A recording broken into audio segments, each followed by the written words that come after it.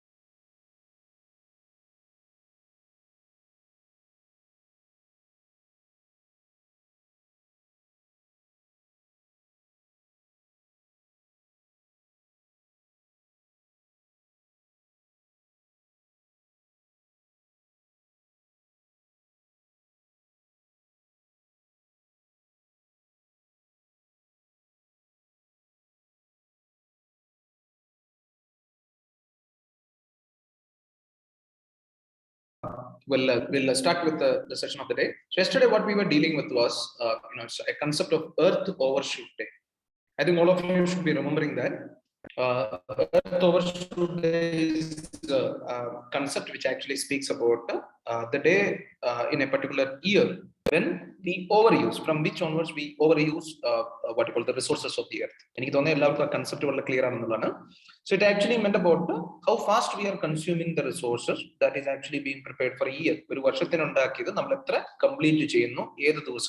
So that early it actually means that we go into the highest of exploitation. We are exploiting the earth, which means that we are making earth to prepare what it is more, what is more capable, what it is capable, and more than that. So that's the earth overshoot day significance. So when it actually comes down, if the earth overshoots day, start to become in the beginning of an year, it actually means that the exploitation goes into a very high level. So so choices there is a concept of global hectare. I don't know whether I have mentioned that thing. I don't think I have gone with it because I did not want to. Yes, it's not mentioned. So there is a concept of global hectares. See, global hectares is the total amount of land. So a global hectare is a concept of the total amount of productive land on the atmosphere in the earth. That's water, ocean, land. So productive that has got some kind of function it performs with respect to productivity. Total area global hectare concept. GH, global hectare. Global hectare is a different concept altogether. So as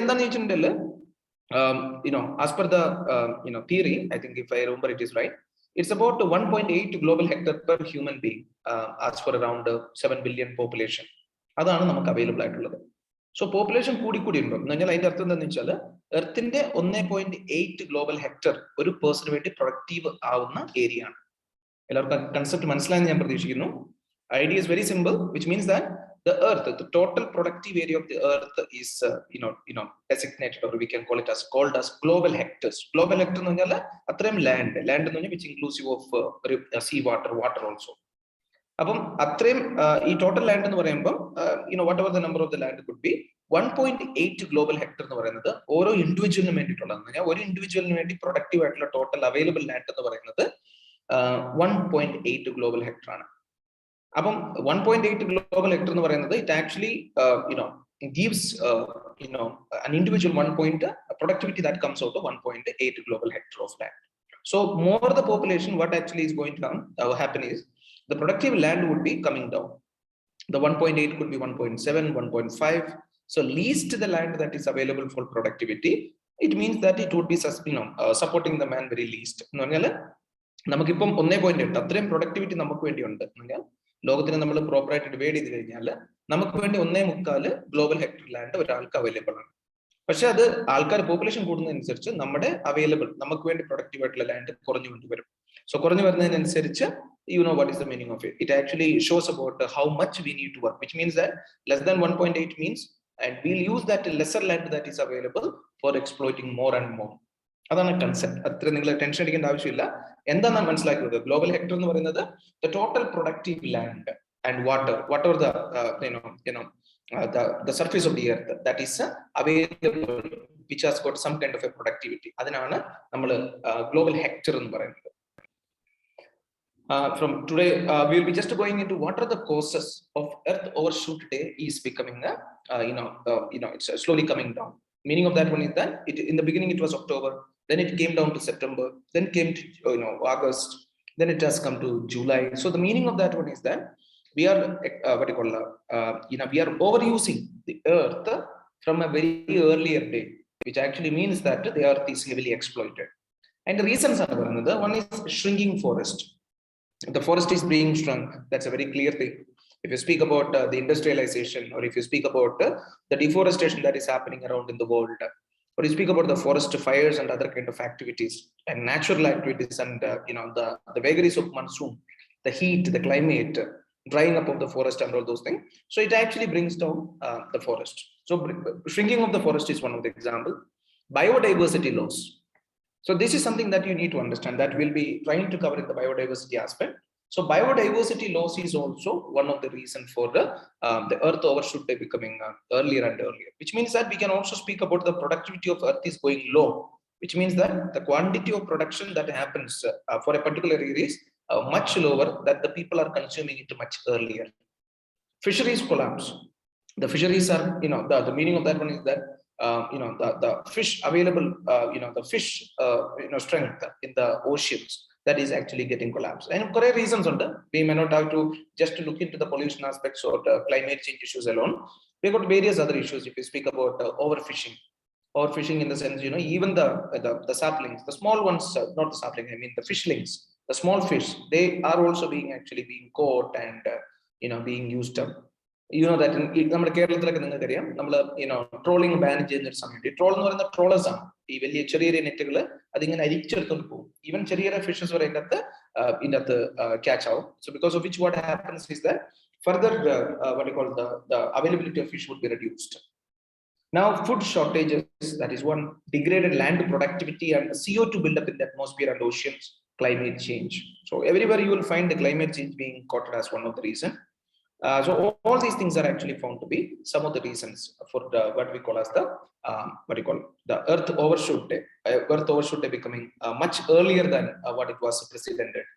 So this is something that you should keep. So we'll be speeding up. I think these are the things that you have understood yesterday. We already discussed a few of the things about it. The next is another concept known as water footprint. This is one example of carbon footprint, അതുപോലെ water footprint അത് വന്നിട്ടുണ്ട്. So I think it's good that you can hear this point and keep it in your mind too. The total amount of fresh water used to produce goods consumed by the individual population, business, etc.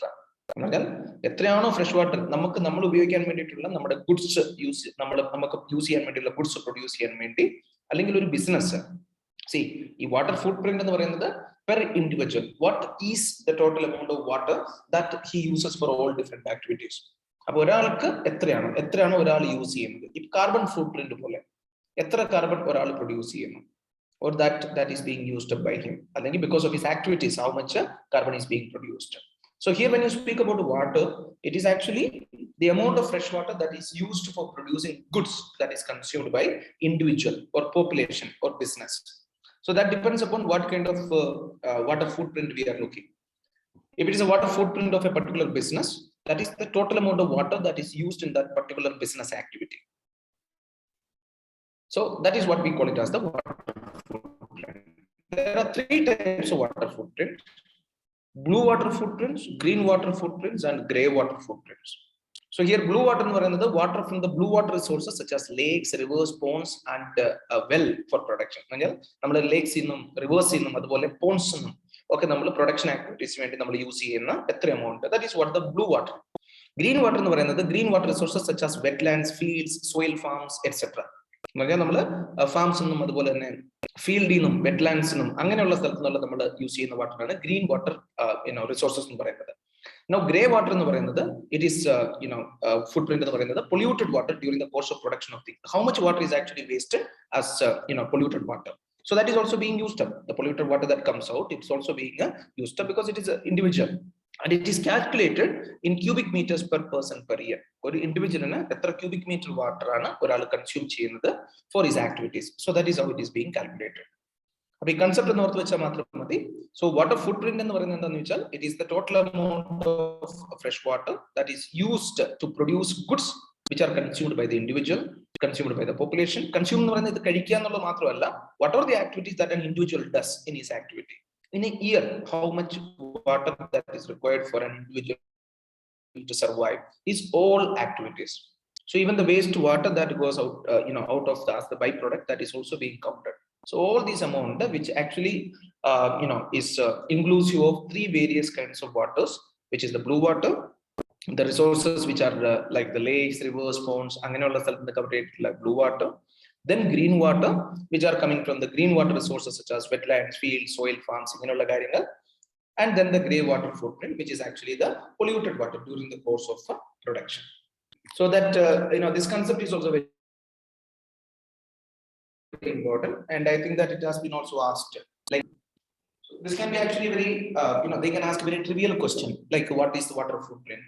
It's actually the amount of water that is used by an individual in his what you call food producing activities. No, it is not like that. All those activities that is actually done by an individual. And if you speak about a business and what is the water footprint of a business, what is the amount of water that is used by the business activity? So that becomes your what you call water footprint. Now, carbon footprint is emission of carbon due to the activities by an individual, population, or any entity. Business in the individual, what is an individual's carbon footprint? I think nowadays we actually come out with the per capita carbon emission. Per capita carbon emission, if you are looking at the total amount of carbon dioxide or carbon equivalent that is emitted by a particular nation, it will be brought down, divided by the total population of the country. Per individual carbon dioxide or carbon emission per capita calculate. So if you are looking at India, billion tons of carbon dioxide, we will divide it by 150 crores of population, and we come down to a particular number of usually it will be some million tons that is being produced by every individual in India. But here carbon footprint is actually we are looking an individual's activities and emission. For example, total divide individual base. For example, a company. So what is the carbon footprint of the company? The amount of carbon dioxide that is actually what you call produced, emitted by it. And emission of carbon, I mean carbon dioxide carbon equivalent. For example, that will be less than the carbon dioxide that is produced. So a group of people, an individual and what you call entity. So our activities carbon dioxide carbon emit, that is what we call it as a carbon footprint. Usually when we speak about the carbon credit, how China is looking at what you call giving targets to every individual areas, regions, also to the factories, to the areas and the factories. So what actually happens is that they all know the amount of carbon dioxide that is produced by them, so they will be able to limit them. So that is what it's an understanding of how much carbon that is emitted per capita.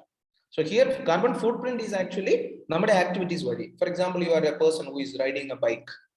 So what is your what you call carbon footprint? How much is the carbon that is emitted by your activity throughout a year? That is what it's usually calculated in tons. Because carbon dioxide carbon equivalent is usually calculated in tons. How many tons of carbon dioxide is your carbon footprint? Carbon is your carbon footprint. By assessing the CO2 equivalent emission in the atmosphere. So don't think it is about carbon dioxide, it is a carbon emission. So you will look into equalizing with the carbon dioxide equivalent and then you measure it. Now defined as the total GHG by the industry's population or entity. Now there is also another definition. Carbon footprint in the greenhouse gas calculate.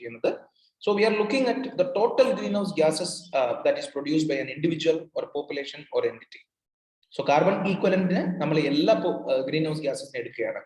So we are calculating. So if you speak about the carbon footprint as on date, we can say it is the quantity of greenhouse gases that is, or the total greenhouse gases that is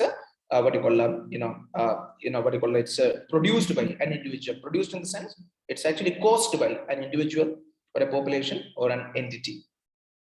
The Kyoto Protocol is very important. Then you trivial which of the following are the greenhouse gases under the Kyoto Protocol? So they are carbon dioxide, and then you have got methane, nitrous oxide, hydrofluorocarbon, perfluorocarbon, sulfur hexafluoride. When you speak about the greenhouse gases, which are actually being talked about and which are being expected to be prevented or which are expected to be controlled or regulated under the Kyoto Protocol, these are the 6 ones. This is like which of the following are the greenhouse gases to be regulated and controlled under the Kyoto Protocol of 1997. So you can have a question like that. So I think that you can remember these gases: carbon dioxide, methane, nitrous oxide, HFC. You know that HFC in the variable, even though you call it as you say that it is a green, it's a ozone depleting substance. At the same time, we also discussed about that thing. We spoke that it is also having global warming potential. So the global warming potential is greenhouse gas. So one time it is also an ozone depleting substance. At the same time, it also works as a greenhouse gas. So you can keep that in your mind. Okay. So HFCs, like we spoke about the HFC, CFC, HCFC regimes, hydrofluorocarbon. So here HFC, even though it is a ozone depleting substance, we also call it or bring it under the greenhouse gases also because of its global warming potential. So ERN, carbon dioxide, methane, nitrous oxide, hydrofluorocarbon, perfluorocarbon, sulfur hexafluoride. So these are the 6 greenhouse gases which are being discussed under the Kyoto Protocol. Is calculated in 10 CO2 equivalent. So when you are calculating the carbon footprint, you calculate in the 10 carbon dioxide equivalent, which means that in tons are calculated. How many tons of carbon that is actually an individual's footprint, how much a person is causing, how much of the carbon dioxide is caused by an individual or an entity or a population. Now there is another concept that is being discussed. It is another very important concept. It speaks about carbon offsetting. Carbon offsetting is a very important concept. It's using alternative methods to reduce the carbon emission. The carbon emission reduce alternative methods used in the term carbon offsetting. How can you offset the carbon? Which means that you are using some methods by which you would be able to come out of other alternative methods. You will be able to, I think there are some questions. Can you repeat the carbon footprint? Network issues. Nandulal, yes. I think, is my voice clear? All of you can hear now? I just started just like that. I did not even ask whether I am audible. Am I audible?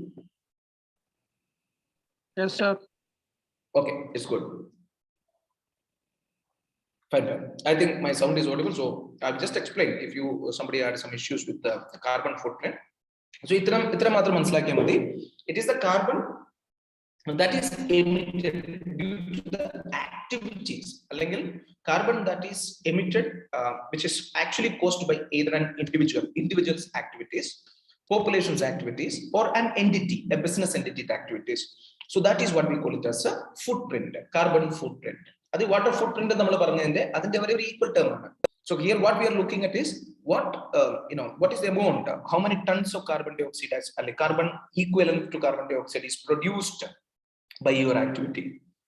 My carbon footprint is almost 2 million tons. I don't want to say it's million tons, few tons. Let me say about a few tons. So what actually means is that my various activities, what are the activities that I do? My regular activities, daily activities, my riding a vehicle, my going by a car, all those activities, it comes out with this much amount of carbon. അതാണ് നമ്മൾ carbon footprint എന്ന് പറയുന്നത്. ഒരു കമ്പനിയെ കുറിച്ച് പറയുമ്പോൾ what kind of company it is? It's a company that makes use of coal. So when it uses coal, it actually means that there is the byproduct, the carbon comes out. So which means that this also has got a higher carbon footprint. So you calculate based on the amount of carbon that is actually emitted by activities by an individual or a population or an entity. So that is what we call it as a carbon footprint. And then last what we discussed was it was about what is carbon offsetting. So this is how you actually bring in different methods. By methods, you are able to bring down the amount of carbon dioxide that is being emitted. So how do you do carbon offsetting? So then last 2-3 days we spoke about the what you call the global warming issues, what the governments are working on, what are the world is looking at. All those things have been discussed during the last 1-2 days. So all these things are actually methods which are expected to be offsetting the amount of carbon dioxide that is being emitted. So that is carbon offsetting. Just a concept clarity. Don't worry about that thing. It's just for the concept. Now what I wanted to tell you about was jojoba plant. This is also a random. Once we finished on that area is just to be over. We'll be coming into something what we call it as the jojoba plant. This is about desertification. Now, I do not want to explain about the desertification. This is also one of the topic there. I have only chosen few of the important topics. So, concept of desertification is not much important. So, desertification is actually because of that if there is a less than 25 centimeter rain in a particular area, which actually it's considered to be a dry area, it causes an area to be desertified. The area turns into a desert. So it's the lack of the rain that usually can be found to be one of the reasons for it. And when desertification comes into picture, this is one of the topics that is being discussed. Why it has actually come in the picture is that it has been introduced in the Thar desert to combat desertification. So desertification is two concepts. One is the cause of desertification, which is what we spoke about, the lack of rain. Second one is what is defined as desertification, the deforestation aspect, or deforestation lack of forest, lack of trees, lack of plants, lack of green trees or green plants. That's desert concept. So everything, the idea of desert completely changes when you find the green plants. We call oasis. Oasis മരിപ്പച്ച പറഞ്ഞത് ഈ മരുഭൂമിന്റെ ഇടയ്ക്ക് തന്നെ ഈ ഉള്ള സ്ഥലങ്ങൾ അതിനെ നമ്മൾ desert ആയിട്ടല്ല കാണുന്നത്. സോ ഡെസേർട്ടിന്റെ കൺസെപ്റ്റ് എന്ന് പറയുന്നത് മഴയെക്കാളും കൂടുതൽ ഗ്രീനറി വരുമ്പോൾ തന്നെ മാറുകയാണ്. So this is an idea of planting these jojoba plants which are actually used or introduced in the Thar desert so that they will be able to combat the desertification. So they have been successful. It's actually a plant native to California, Arizona and Mexico. You know that these are the places where you have got Arizona desert, California, even Mexico, the desert region. So this is where this plant actually comes from. It's normally grown for oil from the seed. ഈ plant jojoba പ്ലാന്റിന്റെ സീഡിൽ oil ഉണ്ട്. ആ ഓയിലിന് വേണ്ടിയിട്ടാണ് ഇതിനെ main ആയിട്ട് grow ചെയ്യുന്നത്. So it's mainly grown for its oil from the seed. അപ്പം അതിന്റെ ഓയിൽ എന്നൊക്കെ പറയുമ്പോൾ എനിക്ക് നിങ്ങളൊക്കെ നിങ്ങളുടെ ഫേസ് ക്രീം ഒക്കെ യൂസ് ചെയ്യുന്ന ആൾക്കാരുണ്ടെങ്കിൽ, നിങ്ങൾ ഫേസ് ക്രീം യൂസ് ചെയ്യുന്ന ആൾക്കാരോ ഉണ്ടോ എന്നൊക്കെ ചോദിക്കാൻ പാടില്ല. You just you can just go through the ingredients. Actually ഇൻഗ്രീഡിയൻസിൽ പോകുമ്പോൾ നിങ്ങൾക്ക് ഈ ജോജോബ ഓയിൽ അതിന്റെ ഒരു ഇൻഗ്രീഡിയന്റ് ആയിട്ട് കാണാൻ പറ്റും. ആരെങ്കിലും കണ്ടായിട്ട് ഓർമ്മ ഉണ്ടെന്ന് എനിക്കറിയില്ല. You can just look to it, the face creams and other cosmetic creams and other kind of things you use. Usually it is because it has got a high looks almost like the human sebum. So that what actually brings in this kind of an importance of this oil in cosmetic items. It is close to human sebum and whale oil. ഈ തിമിംഗലത്തിന്റെ oil അതുപോലെ തന്നെ human സേബം ആയിട്ട് വളരെ കൂടുതലായിട്ട് അതിന് parallels ഉണ്ട്. It's used for both purposes.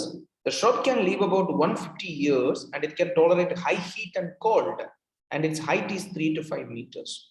So ഇതിന്റെ രണ്ട് പർപ്പസ് ആണ്. One, you can use it for its seed from which the oil is extracted. Other, you can also use it for combating the desertification. So the why it is actually used in combating desertification, the reason is that particular line would be enough.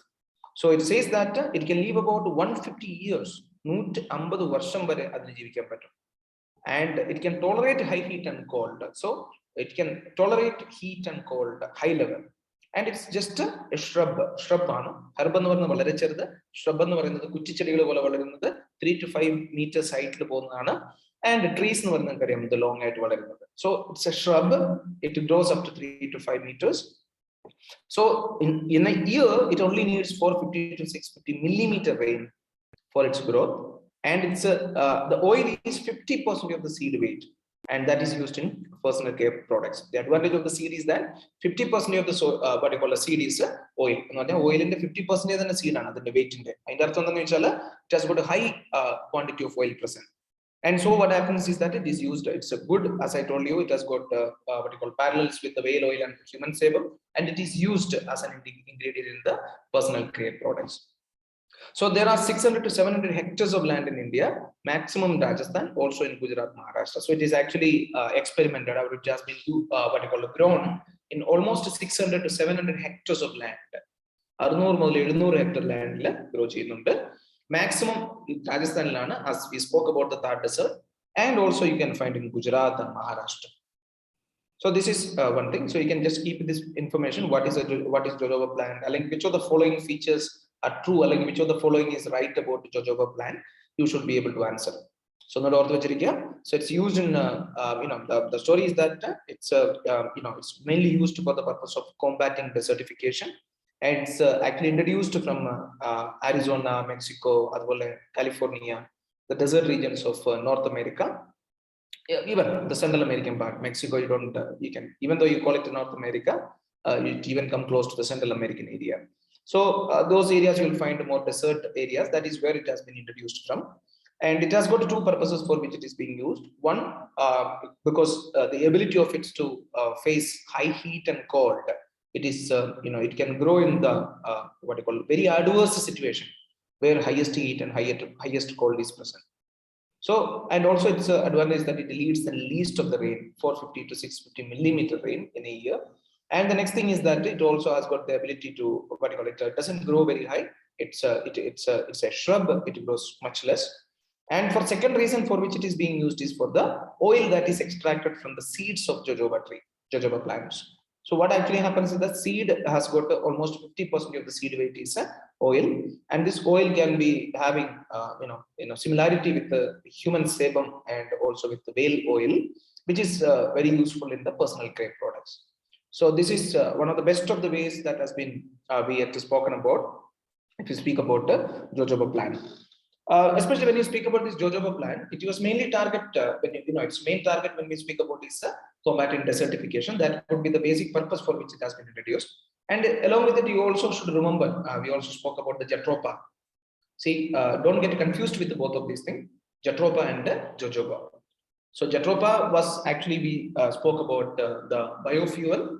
We spoke about how the leaves can be used. The leaves in the oil extract without further refining. We can use it in the we should use it as a biofuel. But here what we are speaking about combating desertification along with making use of its oil, which is actually used in the personal care products. So keep that in your mind. This is another very important topic, very heavily discussed and always asked. This is Green Tribunal, National Green Tribunal. So what you need to understand is about what does it actually mean? What is the concept behind it? I think it has been heavily discussed many of the time recently.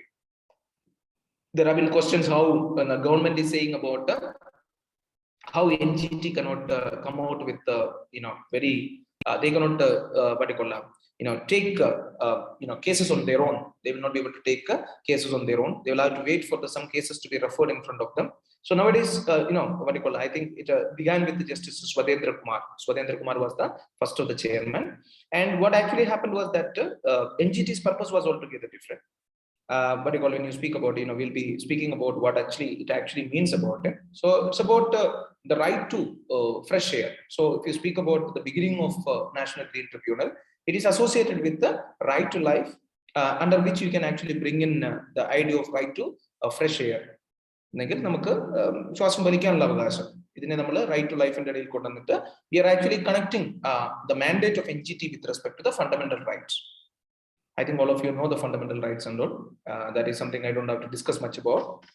So here what actually happens is that recently why it has come in the news was it has been in the news for many reasons, especially when you might have heard about how vehicles which are more than 15 years old, after registration, how to be replaced, or you speak about how the tire burning was completely condemned by this committee, and a lot of activities have been taken up by them. So whatever that affects the environment, so that is what that comes under the mandate of NGT. So I think you can look at this one for the first. As per schedule 1 of this one, there are 7 enactment. 7 enactment, like 7 actകൾ അടിയിലാണ് ഈ what you call the decision are being made by the National Green Tribunal. So ഈ 7 ആക്ടുകളാണ് അവരുടെ മാൻഡേറ്റിന് അടിയിലുള്ളത്. One is the Forest Conservation Act, then Wildlife Protection Act, Water Pollution Act of 1974, then Water Pollution Cess Act of 1977, Environment Protection Act, then Air Act of 1981, Biodiversity Act of 2002, and Public Liability Insurance Act of 1991. ഇത് വളരെ important ആണ്. ഇവിടെ വരാൻ പറ്റുന്ന ഒരു ചോദ്യം, which of the following laws come under the purview of National Green Tribunal? ഇതൊരു ചോദ്യം നിങ്ങൾക്ക് എക്സ്പെക്ട് ചെയ്യാൻ പറ്റുന്നതാണ്. Which of the following laws which come under the purview of National Green Tribunal? So ഒന്നുകൂടെ ഓർത്ത് വെച്ചിരിക്കുക, Forest Conservation Act, it's of 1980, and Water Pollution Act of 1974, Water Pollution Cess Act of 1977, Environment Protection Act of 1986, Air Act, that is of 1981, Biodiversity Act of 2002, and Public Liability Insurance Act of 1991. So ഇത്ര മാത്രം നിങ്ങൾ ഓർത്ത് വെച്ചിരിക്കുക. ഈ 7 enactment schedule 1 പ്രകാരം they come within the purview of National Green Tribunal, which means National Green Tribunal can decide upon all those grievances which come with respect to any of these act. They are the green benches for expert opinion and compensation of awards. Within the main purpose to give expert opinion on a particular issue that is affecting the environment, and also for the compensation of awards. Compensation award എന്ന് പറയുന്നത് award എന്ന് പറയുന്നത് award അല്ല. Award എന്ന് പറയുന്നത് the decision, judgment for compensating a particular issue. ഒരു particular issue compensate ചെയ്യാൻ വേണ്ടി അവർ കൊടുക്കുന്ന ജഡ്ജ്മെന്റിനാണ് award എന്ന് പറയുന്നത് ജഡ്ജ്മെന്റ് ആണ്. So that is what National Green Tribunal is. It was formed under the National Green Tribunal Act 2010 and Section 3, that is what which speaks about the members here. So there will be a full-time chairperson, at least 10 and maximum 20 judicial members, and at least 10 and maximum 20 experts. So ഇവിടെ മിനിമത്തിലാണ് പോയിക്കൊണ്ടിരിക്കുന്നത്, maximum numbers അല്ല. So just to keep in your mind, the Section 3, you don't have to worry about the sections much, but then still, it's the Section 3 that one we already spoke about. It speaks about the enactments which come under the purview of National Green Tribunal. In Section 3, we are speaking about the members, who come under the National Green Tribunal. So there will be full-time chairperson and at least 10 and maximum 20 judicial members, and at least 10 and maximum 20 experts. The chairman either is a judge of Supreme Court or Chief Justice of High Court. So a judge of Supreme Court or Chief Justice of High Court, and judicial members judge of Supreme Court and Chief Justice of High Court, and then avരുടെ status ആണ്, ആ status എന്നുള്ളതാണ്. So retired ആയിരിക്കാം. So it's actually the status of the particular person that is the status, a person who can be appointed. So judicial members will be judge of Supreme Court, Chief Justice of High Court, or judge of High Court. So judge of High Court അല്ലെങ്കിൽ Chief Justice of High Court or Supreme Court judge, ആ സ്റ്റാറ്റസിലുള്ള ആൾക്കാരായിരിക്കും judicial members. And administrative experts or subject experts, they should be master in science with a direct doctorate or ME or MTech or 15 years experience in ME or MTech, which there is also experience condition which is not added with it. You don't have to look into that thing. Or 15 years of experience in relevant fields in center or state government or in national or state institution. So ഇവിടെ 2 തരത്തിലുള്ള group members ആണ് ഇവിടെ ഉള്ളത്. ഒന്ന് judicial members, 2 administrative members or expert members. So judicial members എന്ന് പറയുന്നത് who are associated with the High Court or Supreme Court, as we spoke here. So who are on the status of, for example, chairman should be either judge of Supreme Court. Judge of Supreme Court എന്ന് പറയുന്നത് status ആണ് ഞാൻ പറയുന്നത്, which means he is retired as Supreme Court judge, or Chief Justice of High Court. And judicial members would be Judge of Supreme Court equivalent, CJ, equivalent status Chief Justice of High Court or Judge of High Court. And experts are masters in science, which means 10 and maximum 20 experts. They can be master in science with a doctorate or ME or MTech. So it could be Master of Science, ME or MTech, and here it is doctorate that is expected for all these. Okay, there is a doctorate with all this.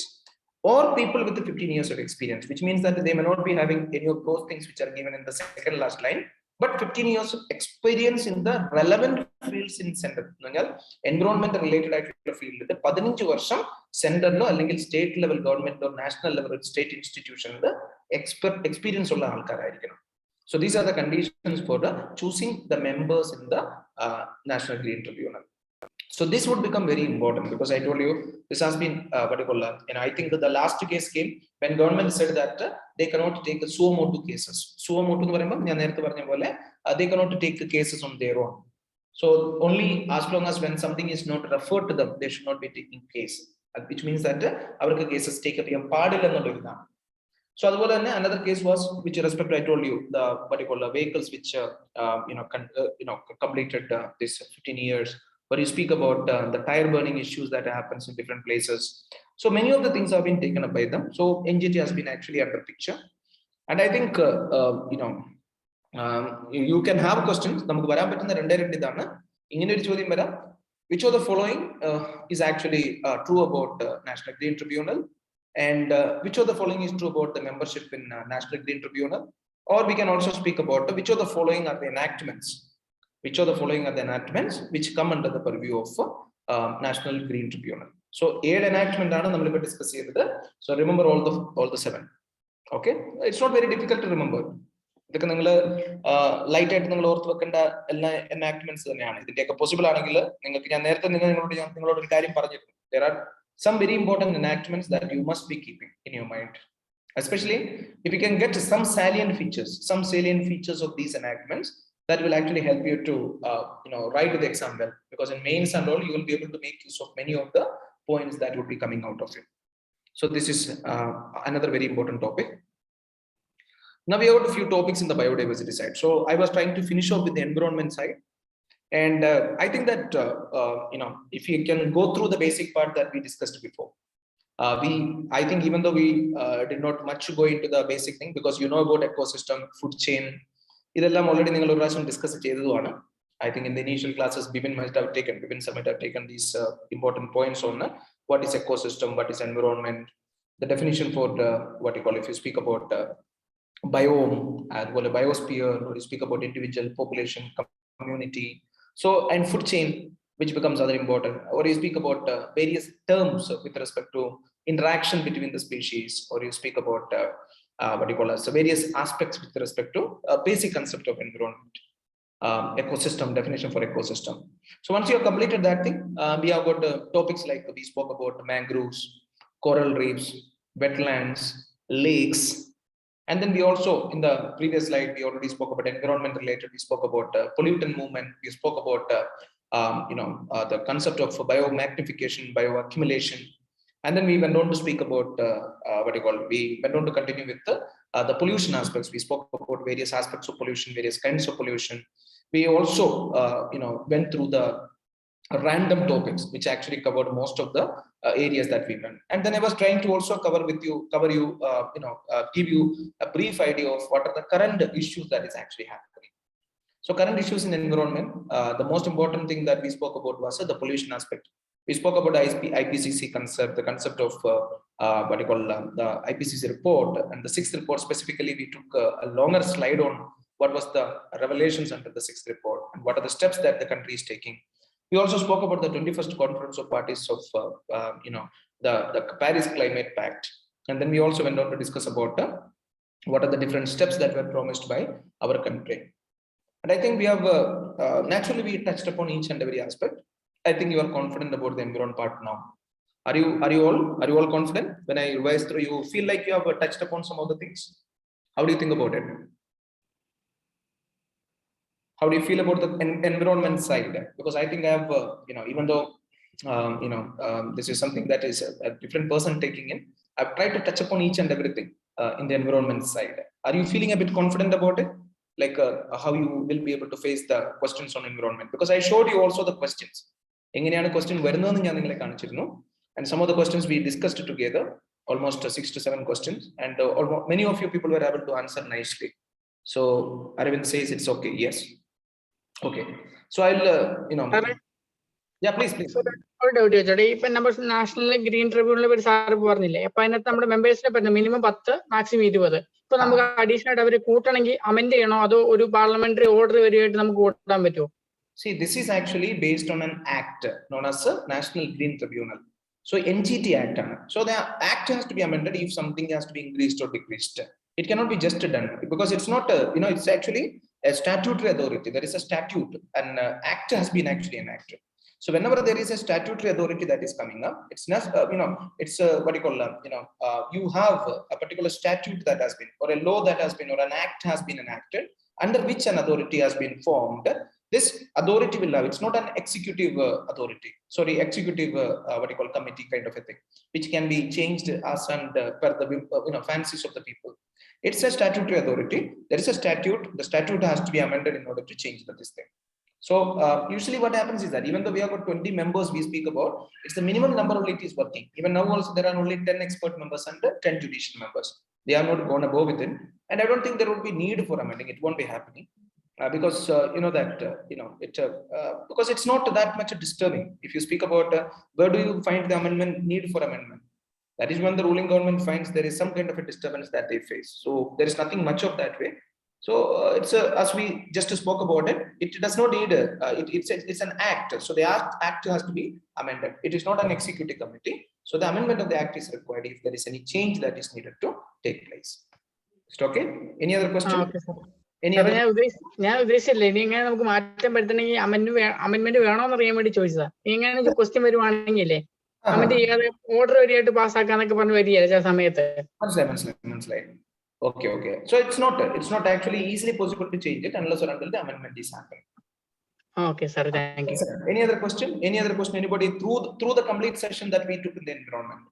Environment മാത്രമല്ല, I also tried to take some aspects of biodiversity in between, but then it was rather just a blind look into it. So what I am trying to do is that I'm going to take you through the basic of biodiversity, and then I think you also got in some of the basics of it, but still you will not be worried about it because we will only want to run through it. So it will be biodiversity and various aspects of biodiversity that we'll be discussing a little deeper, and within this time it will not be going beyond your permitted time. So can I think that you don't have any question in the environment side? What will be discussed? Anybody has got any question? Nandu asked which book we read. ഇപ്പൊ നമ്മളിപ്പോ statutory authority കൊടുത്തില്ലേ, ഇനി ഇത് എടുത്തു മാറ്റാൻ പറ്റുമോ? ഈ ഒരു ഇപ്പം കൊടുത്തേക്കുന്ന ഒരു എന്താ പറയാ ആക്ടിന്ന് ഇതിനെ പുറത്തു കൊണ്ടുവരാൻ പറ്റുമോ? No, see that doesn't actually become a question here because there is no need for that, because you can stop. It's an act actually. When you find that there is no need for this act to survive, you can actually close down. You can amend or you can actually wind up with this act, but it won't happen because it is the necessity. See, there was a National Law Commission. See, when you go through the committee reports, the law commission reports, if you go through some of the things, if you see through it, you'll find that some of the acts which are in existence are of the act of 1800s, even 1910, with respect to controlling of the horse, this thing. There are a lot of things which does not have any kind of significance as on date. Even such kind of act is still continuing. So what I wanted to tell was that you don't actually take out the act as easy as possible as long as you don't have such of an issue. നമുക്കിപ്പോ ഒരു issue വരുമ്പോഴാണ് നമ്മൾ എപ്പോഴും it's not a constitution amendment അല്ല, ഇതൊരു constitution amendment അല്ല, ഇതൊരു act ആണ്, ഒരു എനാക്ട്മെന്റ് ആണ്. Even though you are connecting it to, it's not nothing connected with the constitution. It is an act that is enacted, which speaks about how the environment issues have to be addressed and how an authority is needed for the purpose of that thing. What are the things that have to be done? Which are the laws that have to be made, and which are the laws which are to be brought under this particular thing? All these things have been made under the enactment. So that is how it actually happened. See, what the government was actually trying to do was to make it easy actually. For example, that now environment in the sense, earlier if there was an issue, if it was with respect to air pollution, so you need to go to the authorities which are related to air pollution. Now there is a water pollution, you go to the authorities which are connected to water pollution. Now there is some other pollution, you go to the authorities which is related to that. Now here you have got an authority where anything that happens related to any of these 7 areas, the 7 enactments, you can go to a single authority. So it's actually bringing down all these difficult things into, bringing it down into an easy understanding. So it cannot be easily moved. There's no question of moving this act out. It is actually simplifying the procedures of many of the environment issues that is happening in the country. Okay, Nandu, is it okay? I don't know, Nandu, it is somebody, whoever it is. Okay. Okay, sir. Okay. And one more thing I told you, see, if you had gone for the TSR Subramanian panel, I don't know whether you have much discussed all these kind of things. And there was this TSR Subramanian committee that was prepared up, created after this government came into power. So what they said was that the same thing. They said that, every procedure in the country, it is actually slowed down. Ease of doing business. Just I was trying to compare it. Okay, don't think how much it is connected with what we are speaking. So when the TSR Subramanian panel came, it was actually dealing with how the environmental laws can be simplified, how everything can be brought under a single panel kind of a thing, so that it would be easy to get permissions under the various act in the permission. So they thought that they can bring in all the act under a single act, and they can create National Environment Management Authority, NEMA. And they also said that, what you call State Environment Management Authority, SCMA. So all these were the plans which were discussed during that time, but none of them came to be practical. But what I wanted to tell you was that every activity that happens by the way of NGT or these kind of bringing every law, what you call laws into a single authority, then the purpose simplify the process so that the procedures in India will not be stretched much far, which actually creates roadblocks in development. So that is what it is being expected at. So there is nothing much of a question with respect to the act being abolished or anything like that.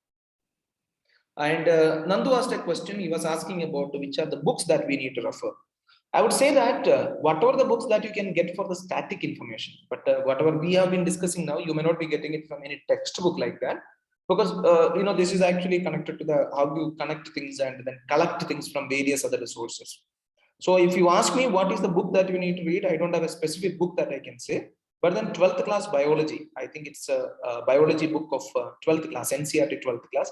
2-3 chapters are there. I think I felt them to be very useful. That is for getting static information.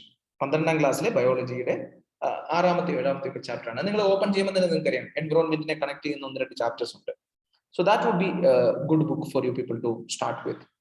Then wherever you get a compilation of the material, compile materials civil service aspirants. So I don't prohibit any of you people going into any of these materials. You can go into any of the material. Whatever helps you to prepare well, whatever helps you to have better knowledge about the things, you can go. And for current, I think that you need to be very careful about going through the newspapers thoroughly. Use the newspapers well. So you need to thoroughly read through the newspapers, try to see which are the aspects that can be brought under the environment biodiversity aspect. It will not be very difficult. Now, once you know the syllabus of environment biodiversity, you will be able to easily answer how the questions can be coming, or what kind of questions can be coming as questions on environment biodiversity.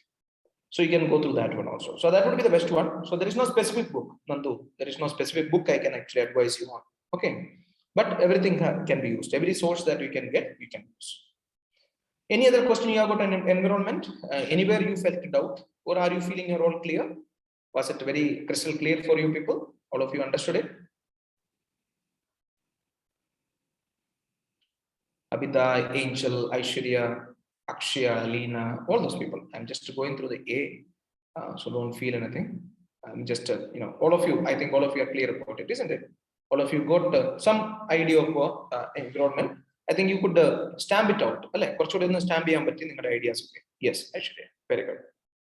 Sir, will you be providing notes? Joseph, I think the notes will be, they will be compiling. Your institute will be compiling the notes and all those things. I will try to provide whatever the information, what I can add on to it. So, you will get it. You don't worry about it. You have got notes being prepared. I think your coordinator has informed about it.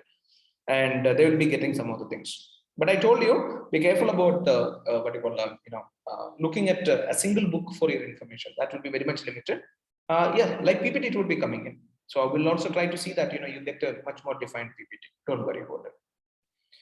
So hoping the environment side was okay. We are getting into the biodiversity side. It's very clear definitions in the beginning. So gene, species, ecosystem of a region in totality is expressed by the term biodiversity. So genetic biodiversity, species biodiversity, and ecosystem biodiversity. That is what, very simple. So that is what in totality is known as the biodiversity. So when you speak about biodiversity, concept is very clear. The various kinds of genes, the genetic pool that is available, the various species available in a particular area, and the ecosystem of a region. So it is a comparison. If in a very short area, you are in a, within different within the same animal, we look at the genetic biodiversity, and in an area we look at the species biodiversity. In a region, we look at the ecosystem biodiversity. So the number of ecosystems in a region, the number of species in an ecosystem, and number of genetic diversity that you find in the species, various species. ഇതിനെല്ലാം നമ്മൾ total ആയിട്ട് use ചെയ്യുന്ന ഒരു ടേമാണ് biodiversity. It's known and described species, see in the world, the known and described species, that is around 1.7 to 1.8 million. The species of animals and flora and fauna, that is what we speak around in the complete world. We have got 1.7 to 1.8 million, which is known and described. But when you speak about the predicted one, it is almost about 15 million. Almost 15 million species of flora and fauna available around in the different parts of the world. Thought to have been used since 1985 from the word biological diversity, which means that the word biological diversity, the biodiversity, it comes from biological diversity, and the term has been used from 1985 more often. And the definition is very clear. The last sentence that speaks about the clear definition on what is biodiversity. It is the variability among living organisms from all sources, including terrestrial, marine, and other aquatic ecosystems, and ecological complexes of which they are a part, includes diversity within species, between species, and ecosystem. So, clean definition and a textbook definition for biodiversity. It's a variability among living organisms. Living organisms in the variability, the differences. From all sources, sources living organisms available. For example, when you speak about terrestrial, marine, and other aquatic ecosystem, and ecological complexes, complex ecological beings of which they are a part. Ecological system variety. That is the differences that you watch in them, which may be including the diversity within a species. Genetic biodiversity, between species, that should be a species diversity, and it could be an ecosystem biodiversity. So all these things can be actually brought down under a single term known as biodiversity. So this is a standard definition for what is biodiversity. So when you divide or when you categorize, there is alpha, beta, and gamma biodiversity. These are simple terms. So it is actually number of species in an ecosystem and the diversity among them. And beta and the diversity of between the ecosystem compared in terms of change in number of species in ecosystem, and gamma biodiversity in the different ecosystem within a region. So here a simple definition given ആണ് മൂന്ന് type of category ആണ്. നമ്മൾ നേരത്തെ പറഞ്ഞ പോലെ we are not speaking about the genetic biodiversity and species biodiversity. Alpha biodiversity എന്ന് പറയുന്നത് number of species in an ecosystem and the diversity among them. ഒരു എക്കോസിസ്റ്റത്തിലെ സ്പീഷീസ് എത്രയാണ്, അവ തമ്മിലുള്ള ഡൈവേഴ്സിറ്റിക്കാണ് നമ്മൾ കൂടുതലും ആൽഫ ഡൈവേഴ്സിറ്റി എന്ന് പറയുന്നത്, അല്ലെങ്കിൽ ആൽഫ ബയോഡൈവേഴ്സിറ്റി എന്ന് പറയുന്നത്. Species in ecosystem and the diversity among them. ആ സ്പീഷീസ് എന്ന് പറഞ്ഞാൽ സ്പീഷീസ് ബയോഡൈവേഴ്സിറ്റി ആണ്. ഒരു എക്കോസിസ്റ്റത്തിലുള്ള സ്പീഷീസിന്റെ ബയോഡൈവേഴ്സിറ്റി, എത്ര സ്പീഷീസ് ഉണ്ട്. For example, let us take the example of a forest ecosystem, Western Ghats. Imagine the number of species that is available. So you can take a forest ecosystem, and you can Western Ghats can be taken, a part of the Western Ghats can be taken, and that ecosystem and number of species available, and the kind of diversity, the kind of animals which are there, the kinds of birds which are there, the kind of plants which are there, all these diversity can be coming together to be what we call it as alpha diversity. Now beta biodiversity means it is between the ecosystem compared in terms of change in number of species in the ecosystem. So in beta, what actually happens is that you are comparing two ecosystem. It is based on the change in number of species. Like one ecosystem with a more number of species, there is the biodiversity of species that is much bigger in one ecosystem, and another ecosystem, the biodiversity of species is much lesser. So that kind of a comparison, that is what we call it as a beta biodiversity. It is rather, we can call it as a ecosystem biodiversity based on the number of species available. Now gamma means it is different ecosystem within a region. Or a regionilulla ecosystemgal thammilulla biodiversity ആണ് gamma biodiversity എന്ന് പറയുന്നത്. So don't get confused, I'll say it again. Alpha biodiversity means ഒരു എക്കോസിസ്റ്റത്തിനുള്ളിലുള്ള സ്പീഷീസിന്റെ biodiversity, എത്ര species ആണ് available എന്നുള്ളതാണ് നമ്മൾ alpha ഡൈവേഴ്സിറ്റിയിൽ നോക്കുന്നത്. Beta diversity എന്ന് പറയുന്നത് ഇവിടെ രണ്ട് എക്കോസിസ്റ്റം തമ്മിലുള്ള ഒരു ഡൈവേഴ്സിറ്റിയാണ്. But it is based on the number of species. ഒരു ecosystem കൂടുതൽ സ്പീഷീസ് അല്ലെങ്കിൽ വേറൊരു ecosystem what are the kind of species there, that type of diversity is being compared in the beta biodiversity. And in gamma diversity, the ecosystem biodiversity ഒരു region-ന്റെ ഉള്ളിൽ തന്നെയുണ്ട്. So for example, the region എന്ന് പറയുമ്പോൾ we can take what you call let's take it as example of a forest ecosystem. In a forest ecosystem, there can be a forest region, there will be a lot of different type of ecosystem. There could be a river where there is river ecosystem, where there is a closed forest region where that is a forest ecosystem, or there could be grassland, there will be grassland ecosystem. So that is how we look at a region and how that regional aspects of ecosystems are being taken in. So these are the three various biodiversity with respect to alpha, beta and gamma. Now, gradients of biodiversity. What constitute biodiversity? It said that biodiversity varies with the change in the altitude and latitude. It's a very clear one. I think you can easily understand what is actually mean by. Yeah, I think Joseph has asked one question. So he's asking about the difference between particular example for beta biodiversity. So imagine that there are the it's a very clear example. It's actually a further step away from the genetic biodiversity, species biodiversity, and ecosystem biodiversity. Almost it is same for a little different thing. For example, in alpha, what you are looking at is that number of species in an ecosystem and the diversity among them. One ecosystem what you call diversity between the among the species. Water, for example, ഒരു ചെറിയൊരു എക്കോസിസ്റ്റത്തിനുള്ളിൽ അതിൻ്റെ ഉള്ളിൽ നമ്മൾ എത്ര species ഉണ്ട്? ഒരു 100 different type of species of animals ഉണ്ട്. And അതിന്റെ എന്തൊക്കെയാണ് അതിന്റെ ആ സ്പീഷീസിന്റെ ഉള്ളിലുള്ള എത്ര ഈ ടൈപ്പ് ഓഫ് സ്പീഷീസ് അത് തമ്മിലുള്ള diversity. For example there are tigers, there are lions. So number of animals, for example കൂടുതൽ ആനിമൽസ് ഉണ്ടെങ്കിൽ we call it as A higher biodiversity, കാരണം കൂടുതൽ type of animals are present there. ഞാനിപ്പം next time when we speak about the biodiversity hotspot, I'll make you understand. So here what actually happens is that the number of animals shows that is the number of biodiversity. Now in beta biodiversity, what happens is that this is, it's actually the ecosystems are being compared in terms of change in the number of species in an ecosystem. So here what actually happens is that when you say beta biodiversity, it actually says that how two ecosystems are different. For example, in one there are more, one there is less. That comparison is actually being done in the beta diversity. For example, beta actually speaks about the comparison between two different ecosystems based on the number. One there are more, one there are less. So that is being compared. So it's a comparison that actually happens in beta diversity. In gamma, what happens is that it is the total number of different ecosystems that is actually being taken. So actually what happens is that in genetic and species and ecosystem biodiversity, we have taken a different aspect altogether, which means that the genes within a species, then we took species within an ecosystem, and then we took ecosystems within a region. In alpha diversity, we are looking at in a particular ecosystem, what is the number of species? So that is actually the number of higher biodiversity. In beta, what actually happens is that you compare between the two different ecosystems based on the number of the species, like a higher biodiversity with a lower biodiversity. You say that this particular area has got a higher, this has got a lower biodiversity. This is the beta diversity, the changes that is being compared. And in gamma biodiversity, what happened? It actually speaks about ecosystems in a region. How many ecosystems are there, and what is the kind of biodiversity that is present? So that becomes the gamma diversity. And in when we speak about the biodiversity gradients എന്ന് പറയുന്നത് അത് എന്താണ് ബയോഡൈവേഴ്സിറ്റിനെ constitute ചെയ്യുന്നത്? What constitutes biodiversity? So biodiversity varies with the change in altitude and latitude. So you know that the latitude and altitude becomes very important. For example, when you speak about biodiversity, when you're speaking about altitude, it's a very clear example. Biodiversity increases from high altitude to low latitude. Altitude to low latitude. Altitude in the latitude.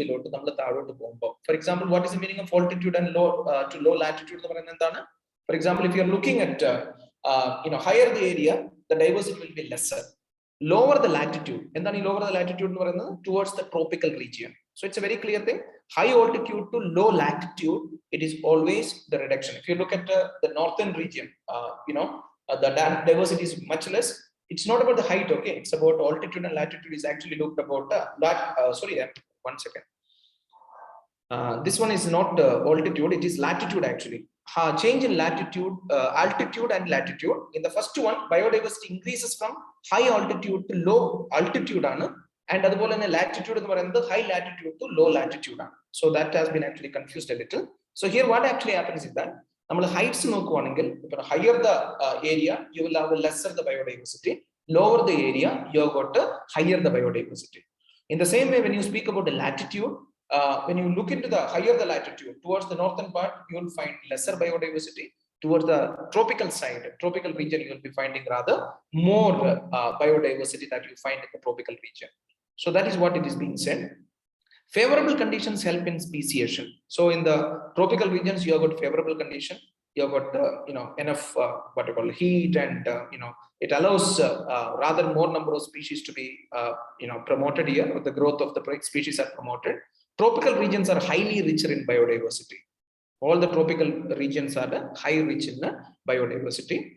And basic benefits from biodiversity are food and fabrics, ecological equilibrium maintenance, economic benefits, etc. This is not important. In this first statement, be very careful about one thing. First one, the biodiversity varies from change in altitude and latitude. Higher the altitude, lower the biodiversity. Higher the lower the latitude, higher the biodiversity. The same thing happens with the altitude and latitude. So higher biodiversity korvana, lower biodiversity kudalana. So that is the reason in the tropical region we have got a higher biodiversity, and they are very rich in biodiversity. You speak about all those forests, you speak about the hotspot biodiversity hotspots. Almost all of them are actually in the tropical region. So that is the reason you find higher biodiversity in the tropical region.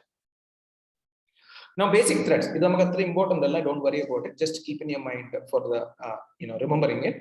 Habitat destruction, fragmentation, disturbance and pollution, over exploitation, intensive agriculture, deforestation, introducing exotic species, etc. Exotic species that doesn't suit that area. Like last time we spoke about invasive species.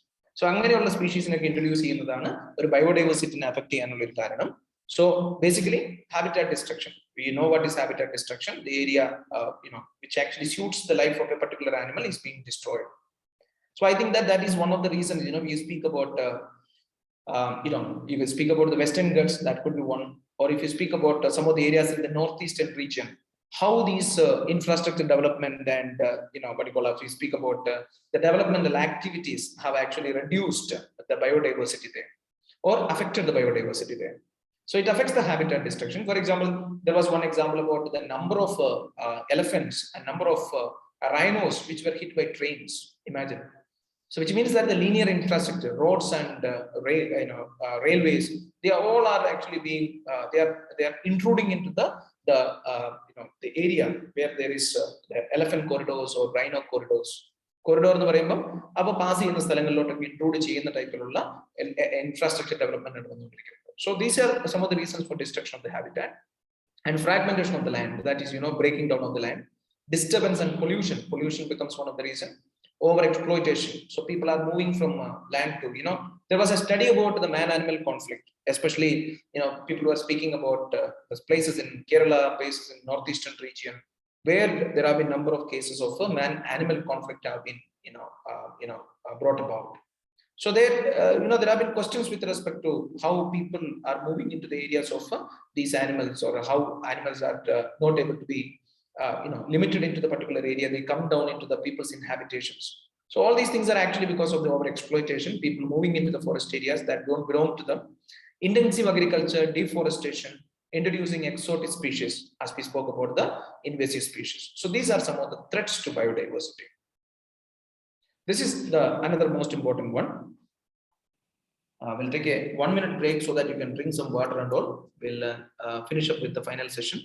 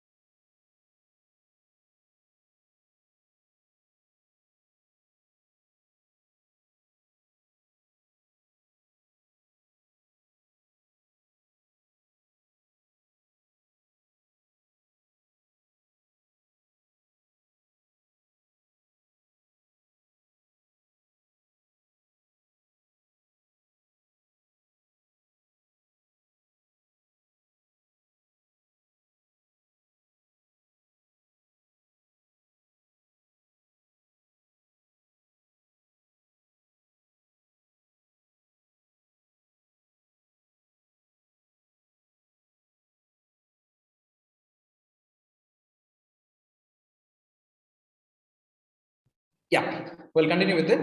So here we are going to speak about the biodiversity hotspots. Okay, so here it's one of the important one. I have not actually tried to give you a lot of information about it. I just wanted to run through the same. So the definition for biodiversity hotspot was given by Norman Myers. He was a British ecologist. He developed the concept of hotspots in 1988. So it is to designate priority areas in situ conservation. So in situ, ex situ conservation. In situ conservation a place തന്നെ അതിനെ conserve ചെയ്യുക എന്നുള്ളതാണ്. So ഒരു biodiversity ആ ഒരു പ്ലേസിൽ തന്നെ നമ്മൾ അവിടെ പോയി കൺസർവ് ചെയ്യുക, അതിനെ പ്രൊട്ടക്ട് ചെയ്യുക. So that is what actually when you speak about the biodiversity hotspot. So it's for in situ conservation. Ex situ എന്ന് പറയുന്നത് conserving something outside its position. Usually biodiversity hotspots have to be, there is no choice of outside or ex situ conservation. This is in situ conservation. You conserve every animal, every biodiversity aspects within that area itself. Now, nowadays, you know that the situation has been such bad situation that we have to conserve some of the biodiversity animals, or if you speak about plants and all those kind of things outside ex situ conservation. The examples for in situ conservation എന്ന് പറയുന്നത് നമ്മൾ ഈ പറയുന്ന national park, അതുപോലെ wild life sanctuaries, ഇതിനൊക്കെ നമ്മൾ in situ conservation ആണ് പറയുന്നത്. എക്സ് സിറ്റു കൺസർവേഷൻ എന്ന് പറയുന്നത് ദീസ് ആർ നമ്മുടെ സൂ ബൊട്ടാനിക്കൽ ഗാർഡൻ, ഇവിടെയൊക്കെ നമ്മൾ എന്താണ് ചെയ്യുന്നത് വെച്ചാൽ പ്രൊട്ടക്ട് ചെയ്യാൻ വിഷമമായിട്ടുള്ള ആനിമൽസിനെയൊക്കെ നമ്മൾ പുറത്തോട്ട് കൊണ്ടുവന്നിട്ട് അവിടെ നമ്മൾ പ്രൊട്ടക്ട് ചെയ്യുന്നതിനാണ് എക്സിറ്റു എന്ന് പറയുന്നത്. ഇൻസിറ്റു എന്ന് പറയുന്നത് വിത്തിൻ ഇറ്റ്സ് ഏരിയ, അവിടെ അവരെവിടെയാണ് താമസിക്കുന്നത് അതേ ഏരിയയിൽ നമ്മൾ അതിനെ പ്രൊട്ടക്ട് ചെയ്യുന്നതിനെയാണ് നമ്മൾ ഇൻസിറ്റു കൺസർവേഷൻ എന്ന് പറയുന്നത്.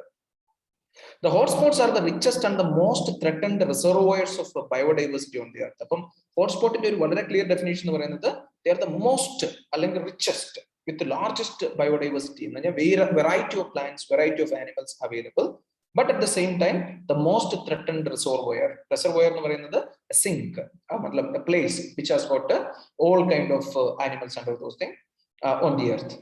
The criteria for determining hotspot are the area should support more than 1500 endemic species.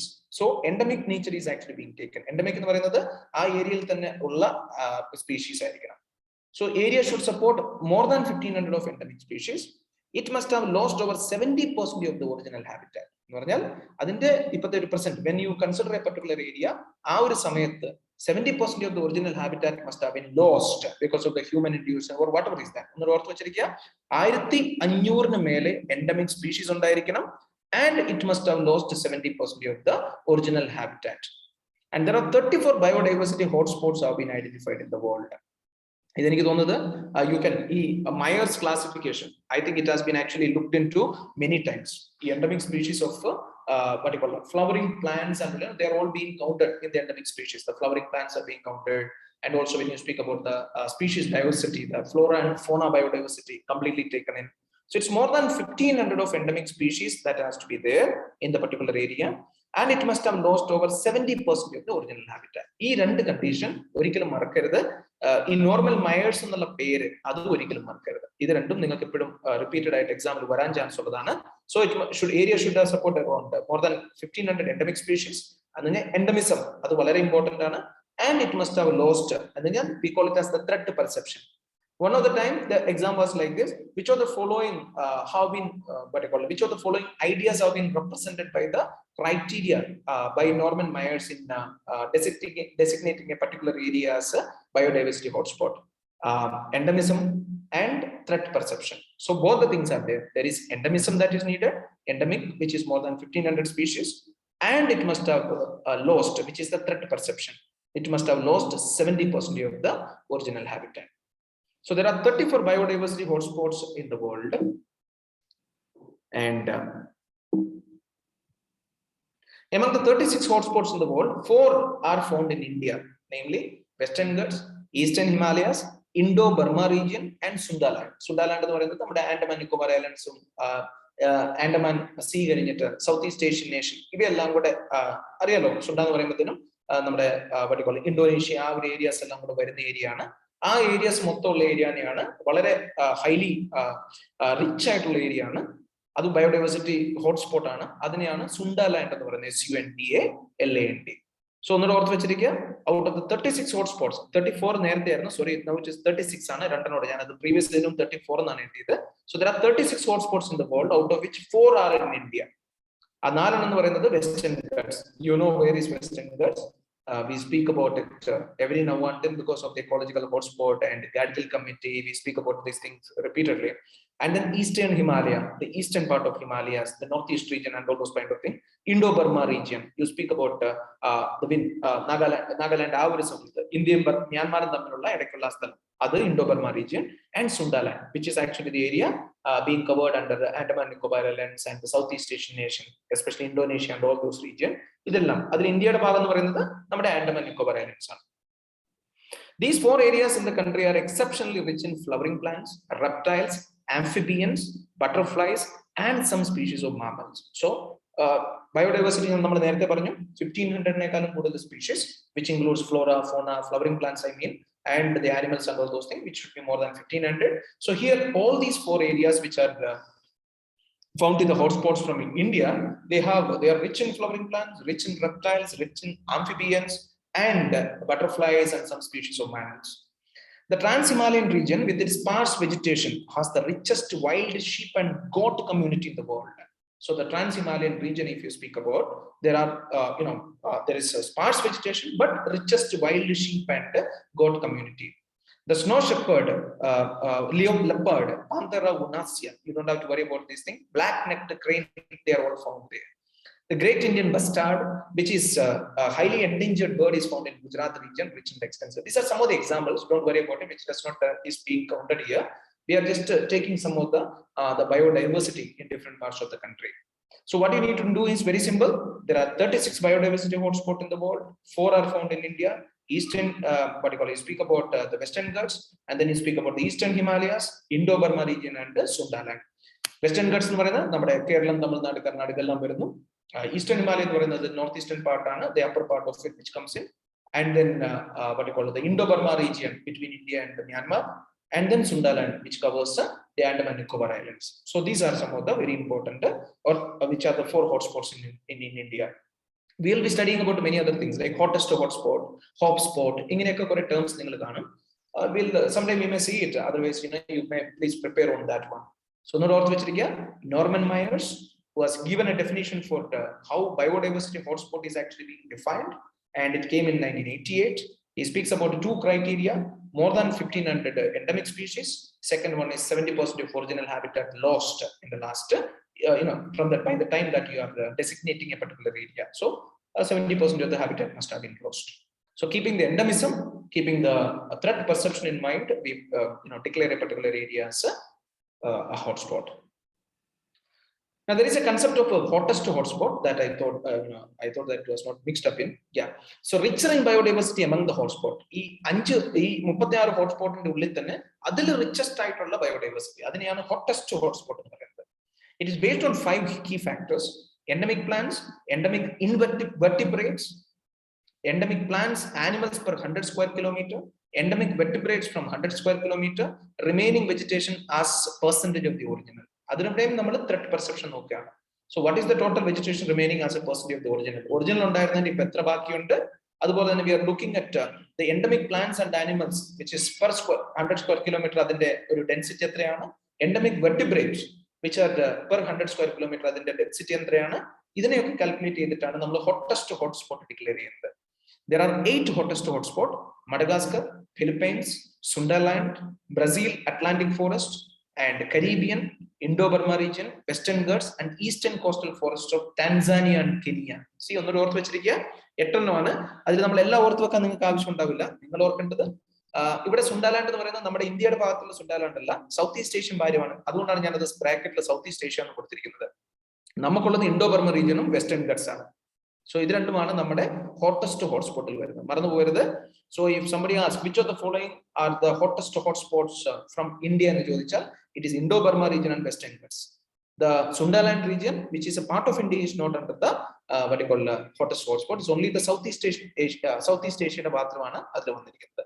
അതൊന്ന് വേണമെങ്കിൽ ഒന്ന് ചെക്ക് ചെയ്യാം for your information, because that could be something that you need to be checking once. The Sundaland is this thing, Southeast Asia. So I don't want to be very clear on that thing, because when Sundaland, when it is actually being discussed, it actually covers it, but the area of Sundaland that is being taken for the hottest hotspot is the Southeast Asian side.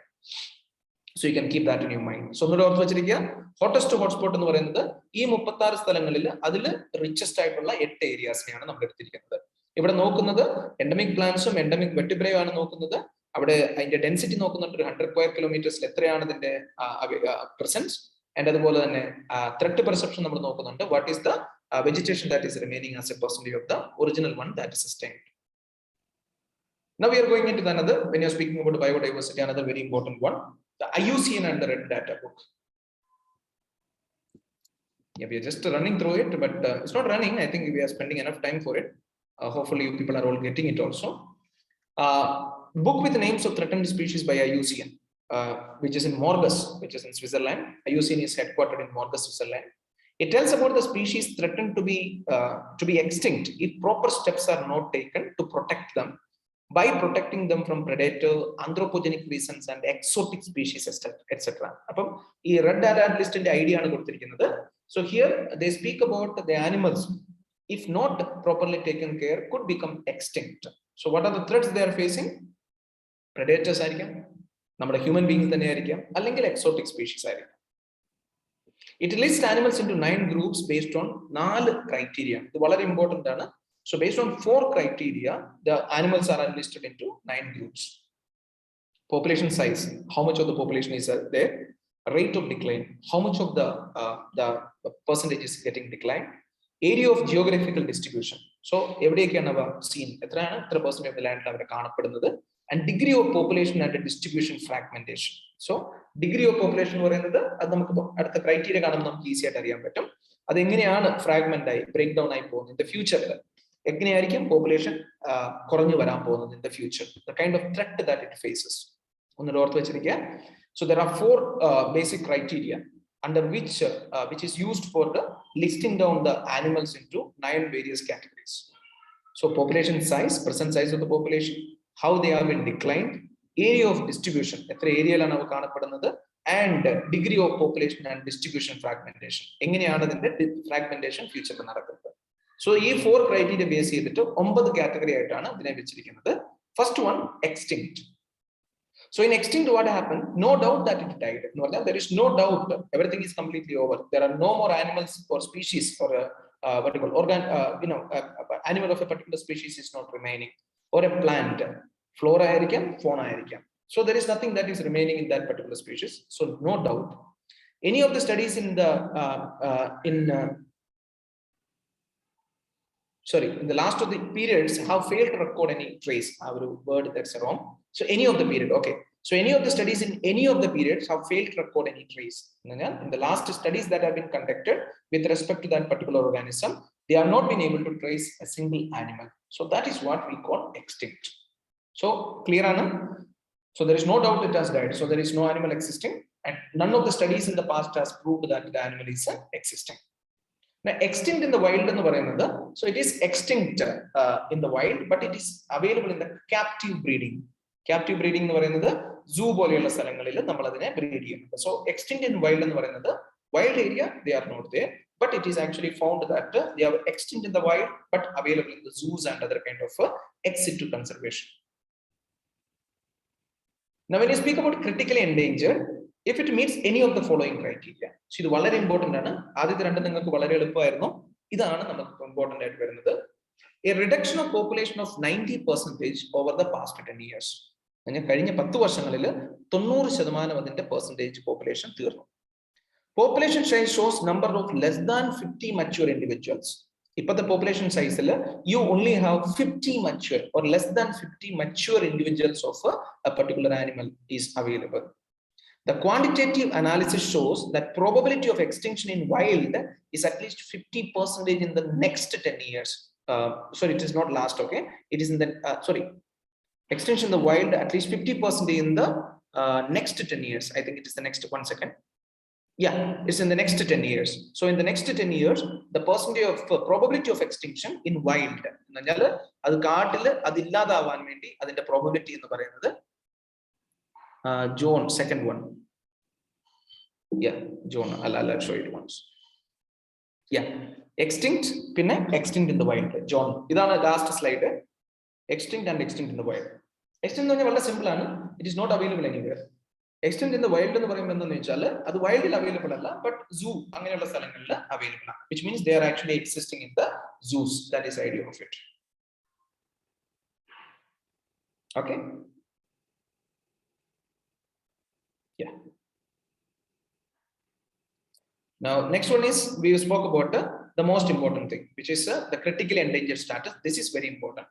So there are many criteria given there, 3 criteria. First one, a reduction of population of 90% in the last 10 years.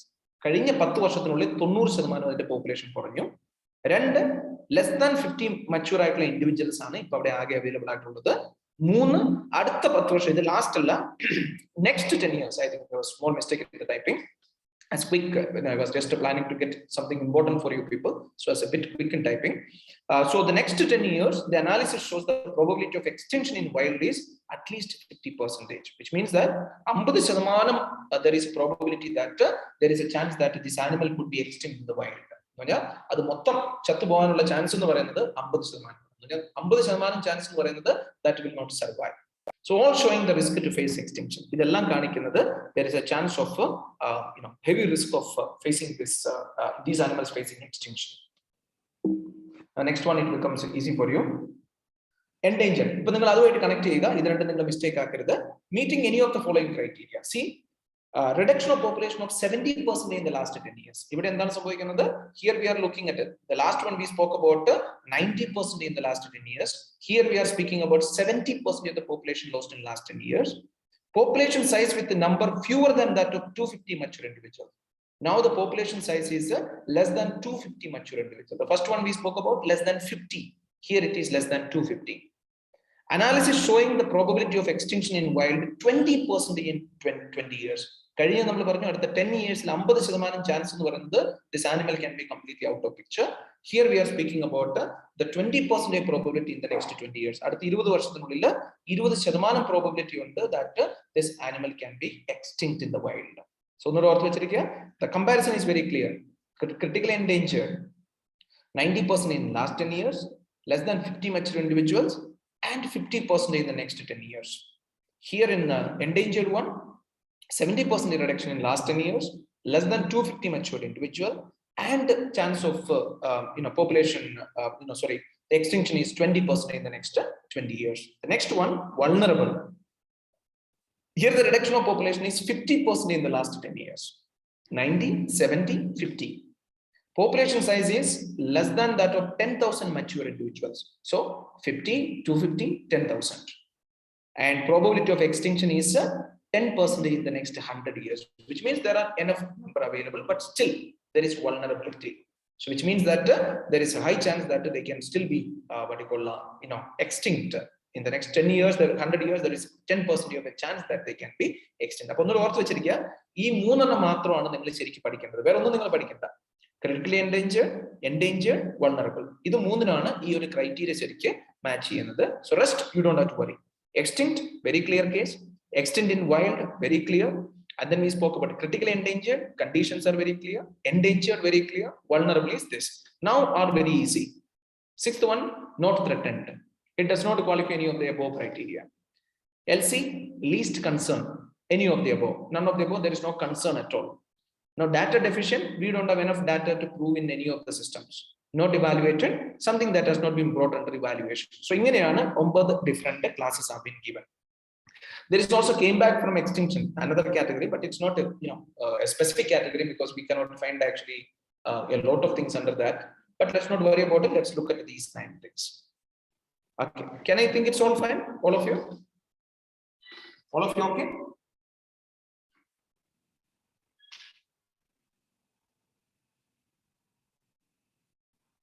How do you think it? All of you understood it? It's very clear for understanding, not very difficult to do. Okay, Aishwarya, Salini, all good. So all of you understood, I think. So it's it's very clear. I think as I told you, 3 things be careful about it: critically endangered, and vulnerable. Very good. Yeah. Now we'll go into some of the conventions, which are another one important part of it. Some of the institutions, when you're speaking about it, some of the institutions, I don't want to go deep into any of the one. Something that could be actually, can come into it, because I have seen that some of the time they come out with certain confusing things. When you understand, you will understand it. It's we'll be going through Basel Convention, and then you also have got Bamako Convention, the Stockholm Convention, the Rotterdam Convention, and Bonn Convention and Bonn Agreement, which is usually asked for confusing people. It's a clear thing. It's not very difficult for you to understand. It's just how it actually confuses people. That's what I wanted to tell you. So we'll go through that thing now. So these are the conventions which could be coming as some of the important ones. So it's actually control of transboundary movement of hazardous waste and disposal of the same. So Basel Convention, it actually speaks about the control of transboundary movement of hazardous waste and disposal. Now you need to be very clear about that thing. Like you see, the transboundary movement of waste. This has become a very important area of discussion during the middle of the 20th century. So when every country was working on all these nuclear materials and all those kind of things. Also, they were looking at a lot of toxic waste, all those kind of things. They were looking for a place where they can dispose of these waste.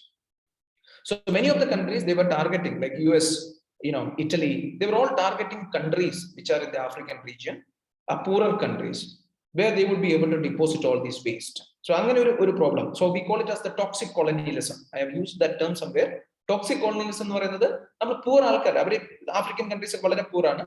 So we are telling them that we need to deposit some waste. We can pay you money for that. So what they do is that they take poor people take money because they are in need of money, African countries, and then they allow them to deposit these toxic waste in these poorer nations. So that is what the triggering point for the Basel Convention. But the comedy is that after the Basel Convention, they addressed the issue, but they did not address the issue that was actually faced by the African countries. So we'll be speaking about it in these two slides. So it's about the control of transboundary movements of hazardous waste and disposal. It is between nations, especially from the developed to the least developed countries. So least developed countries and developed countries our waste management thing, which means actually the developed countries moving the waste into the poor nations. It doesn't address the radioactive waste. The major issue with the Basel Convention was it did not address the radioactive waste issue. Ensuring the environment sound management as closely to the source of generation. So idea of Basel Convention is that there should be the management of waste close to the source of generation. It must not be moved out of the country to another country. So that was the major idea here. It is about the control, it's for the control of transboundary movement of waste, hazardous waste, and disposing the same in should not be happening in another country. So they wanted this convention was really looking into the disposal of the waste as close to the area of its generation. It happened on 22nd of March 1989, came in force in 1992. There were 175 parties, of which Afghan, Haiti, and US signed but not ratified it. So there were countries which were there, which signed but they did not ratify. For reasons, I'll tell you why it is. Because some countries did not ratify because they thought they would be losing out. Because allowing them to dispose the waste, like Haiti and all, if they had a choice of putting or disposing waste in these countries, Afghanistan. So they all had choices of how they would be able to earn more money. So they were not much worried about these waste and those kind of things. So there have been questions with respect to some of the very important aspects, like the money that they were earning out of it. All those things were some of the reasons for them not to ratify it. It began with the tightening environment laws in developed countries in 1970. So initially what happened was that the environment laws were not very sound. So once in 1970s, the environment laws became very hard. It became difficult for the countries to dispose the waste in their own nations. America, dispose the countries had very sound environmental laws, so they had to dispose of the waste outside the country. And there was a rising hazardous waste. Toxic waste were on a rise. Globalization of shipping making transboundary movements easier. So since the shipping became globalized, they were able to move the waste from one country to another country. And least developed countries needing foreign currency, so it grew very rapidly. So the poor countries, they needed foreign currency, so they allowed them to dispose of the waste, and the disposal started increasing much. And toxic colonialism, the concept was known as the toxic colonialism, like making a colony and for the purpose of depositing of the toxic waste. Incidents like the Kiansi incident, there was a movement of this waste from Philadelphia to Haiti, And what actually happened was that in between, it's in a part of the what you call, Kansas is actually the area within the Pacific Ocean. So what actually happened is that Atlantic Ocean. So what actually happened was that they were not able to deposit of the waste, and then this waste was thrown into the sea. It was thrown into the sea, and this actually has become one of the biggest issues. You know that when the waste, hazardous waste, is thrown into the sea, ship full and quantity of waste, so that was thrown into the ocean, in the sea, and that had become one of the biggest issue, which brought in a lot of backlash from the international communities. In 1988, Cocoa case, that was actually, Cocoa, that's a place in Nigeria where Italy had actually, deposited waste in 1988 in Nigeria for $100 per month rent. So the poor countries were actually in the suffering side. So the richest countries, because of their environment laws, they were not able to manage the waste within the country. So they were moving this waste around in the world. They were mainly targeting on these poor countries, which were in need of foreign currency, and they were paying them, and they were depositing of this waste. So this was something that became a reason for the Basel Convention. So Basel Convention, it actually speaks about transboundary. It was about regulating the transboundary movement of hazardous waste and disposal of the same. It happened between nations, especially the developed countries were using the LDCs for the least developed countries for the disposal of the waste. There were a number of instances where this waste have been thrown around in different parts, which actually brought in the need for a regulation, which actually spoke about stopping the movement of the hazardous waste from one country to another, but depositing in the, or disposing the waste in the close to the area of its generation. Evidiyano generate cheyyunnathu avade thanne dispose cheyyanamulladu. Now, Bamako Convention, it actually, it's a very important convention that happened in Mali in Africa.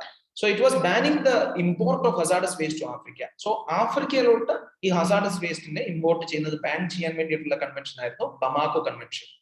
Its treaty by African nations includes radioactive waste. It includes the radioactive. See, in the Basel Convention, the radioactive waste was not included. You know that the European countries, they would not do that one unknowingly. They knowingly have done it because they don't want the radioactive waste to be in their country.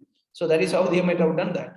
So here, the African countries, they have come out to make their own treaty, which stopped, or which wanted to prevent the deposit of or disposal of hazardous waste in Africa. Specifically, they also looked at the cases of radioactive waste. The by 12 nations in Bamako in Mali in 1991, and it came in force in 1998. It is due to the failure of Basel Convention in Africa. So they felt that the Basel Convention was a failure in Africa. Countries like Haiti or the poor countries, they were not much worried about their health or anything. They were very much worried about money. So they allowed their countries to be a waste disposal center. So this was a failure, or the Basel Convention was a failure for Africa. So the Africans thought that it is right for them to come out with another treaty. So that is how the Bamako Convention comes in. Italy issued by Ecomar and Jellybags, these are two companies with polychlorinated biophenyls. See, here what happened was that the company Ecomar and Jellybags, they actually came out with these waste with polychlorinated biphenyls, which are carcinogenic substances. Carcinogenic in cancer causing, which were deposited in different African countries. So this had actually become a matter of very important concern. Here what happened was that these countries, they had actually, as I told you, we spoke about the cocoa issue in the previous one. So where they had actually come out with Italy. So they actually, these companies, they deposited these hazardous waste with the presence of polychlorinated biphenyls, which are carcinogenic substances. So these all have been some of the reasons which Africa felt have caused failure of the Basel Convention, and felt that it was important for them to come on their own convention. That is how Bamako Convention comes into picture. Now, Stockholm Convention on POP, persistent organic pollutants. So this is another convention. This is for regulating the persistent organic pollutants. You know what is the meaning of POP? POP stands for all those organic pollutants that are non-degradable chemically or biologically. Non-degradable pollutants, persistent organic pollutants. So this convention comes up in 2001. It came in force in 2004. Its main purpose was to restrict the use and production of POP. So what is POP? Which are resistant to environmental degradation through chemical, biological, or photolytic processes, which means that light to video, for example. sunlight degrade ആവുന്നതോ അല്ലെങ്കിൽ different biological process വഴിയോ അല്ലെങ്കിൽ chemical process വഴിയോ non degradable ആയിട്ടുള്ള substancesനെയാണ് persistent organic pollutants എന്ന് പറയുന്നത്, such as the pesticides. നമ്മളിപ്പം brominated fire retardant BFR നെ കുറിച്ച് നമ്മൾ പറഞ്ഞു. So they are all persistent organic pollutants which cannot be degraded. So that's what you need to be keeping in your mind. So what do you call it? When you speak about the Stockholm Convention, it is about regulating or restricting the use of persistent organic pollutants. So Basel Convention regarding the transboundary movements of hazardous waste. Bamako Convention, the same thing, inclusion of radioactive waste in African countries. Third one we spoke about Stockholm Convention, which speaks about Sir, can you please explain POP? Yes, John, POP stands for persistent organic pollutants. So persistent organic pollutants, they persist in the atmosphere. They cannot be degraded. They don't get degraded through chemical, biological, or photolytic processes, which means that they don't get degraded. They stay in the environment for a very long period of time. So they are the pesticides and other kind of pollutants which are non-degradable in nature. So they are the persistent organic pollutants. So persistent organic pollutants are those adine regulate അല്ലെങ്കിൽ restrict adinte use ne restrict cheyan venditana Stockholm Convention varunnu. So Stockholm Convention, keep in your mind regarding persistent organic pollutants. This was a question in the examination. What is Stockholm Convention about? അല്ലെങ്കിൽ which of the following was a convention with respect to restricting the usage of persistent organic pollutants? These are clear questions, okay? ഞാൻ അങ്ങനെ മാത്രം target ചെയ്തിട്ടാണ് ഈ പോയിന്റുകൾ വെക്കുന്നത്. So be very clear about what is it. And POP definition is a very simple definition, which is persistent in environment, which does not which does not get degraded. So that's what we call it as a persistent organic pollutants. Now the Rotterdam Convention, this is another very important thing. So here it is about what you call as the informed consent, prior informed consent for certain hazardous chemicals and pesticides for international trade. So here Rotterdam Convention idea there should be prior informed consent with respect to what you call hazardous chemical and pesticides. International trade there should be prior permission. What does it actually mean? Both the countries should know, the country which is importing should know what is it actually importing, and the exporting country must completely give actual information about what is being exported. So this has been some of the biggest issue. Like under the hindsight, they try to sell off something else, or they try to export without the proper information. The country doesn't know what they are actually importing. For example, African countries in the case, so when a company of a particular country is working in Africa, so they actually can play in a game that how whatever kind of things that they want to be importing to the host country, they can do that thing. So this particular thing has to be regulated. That is what the Rotterdam Convention comes into picture. So it speaks about a prior informed consent for certain hazardous chemicals and pesticides for international trade. So whenever you use certain chemicals and pesticides for international trade, there should be informed consent from the importing country. Informed consent is a consent that is gained after giving proper information of what you are exporting. നിങ്ങൾ എന്താണ് proper ആയിട്ട് export ചെയ്യുന്നതിന്റെ proper information കൊടുത്തിട്ട് consent മേടിക്കണം. അതിനാണ് informed consent എന്ന് പറയുന്നത്.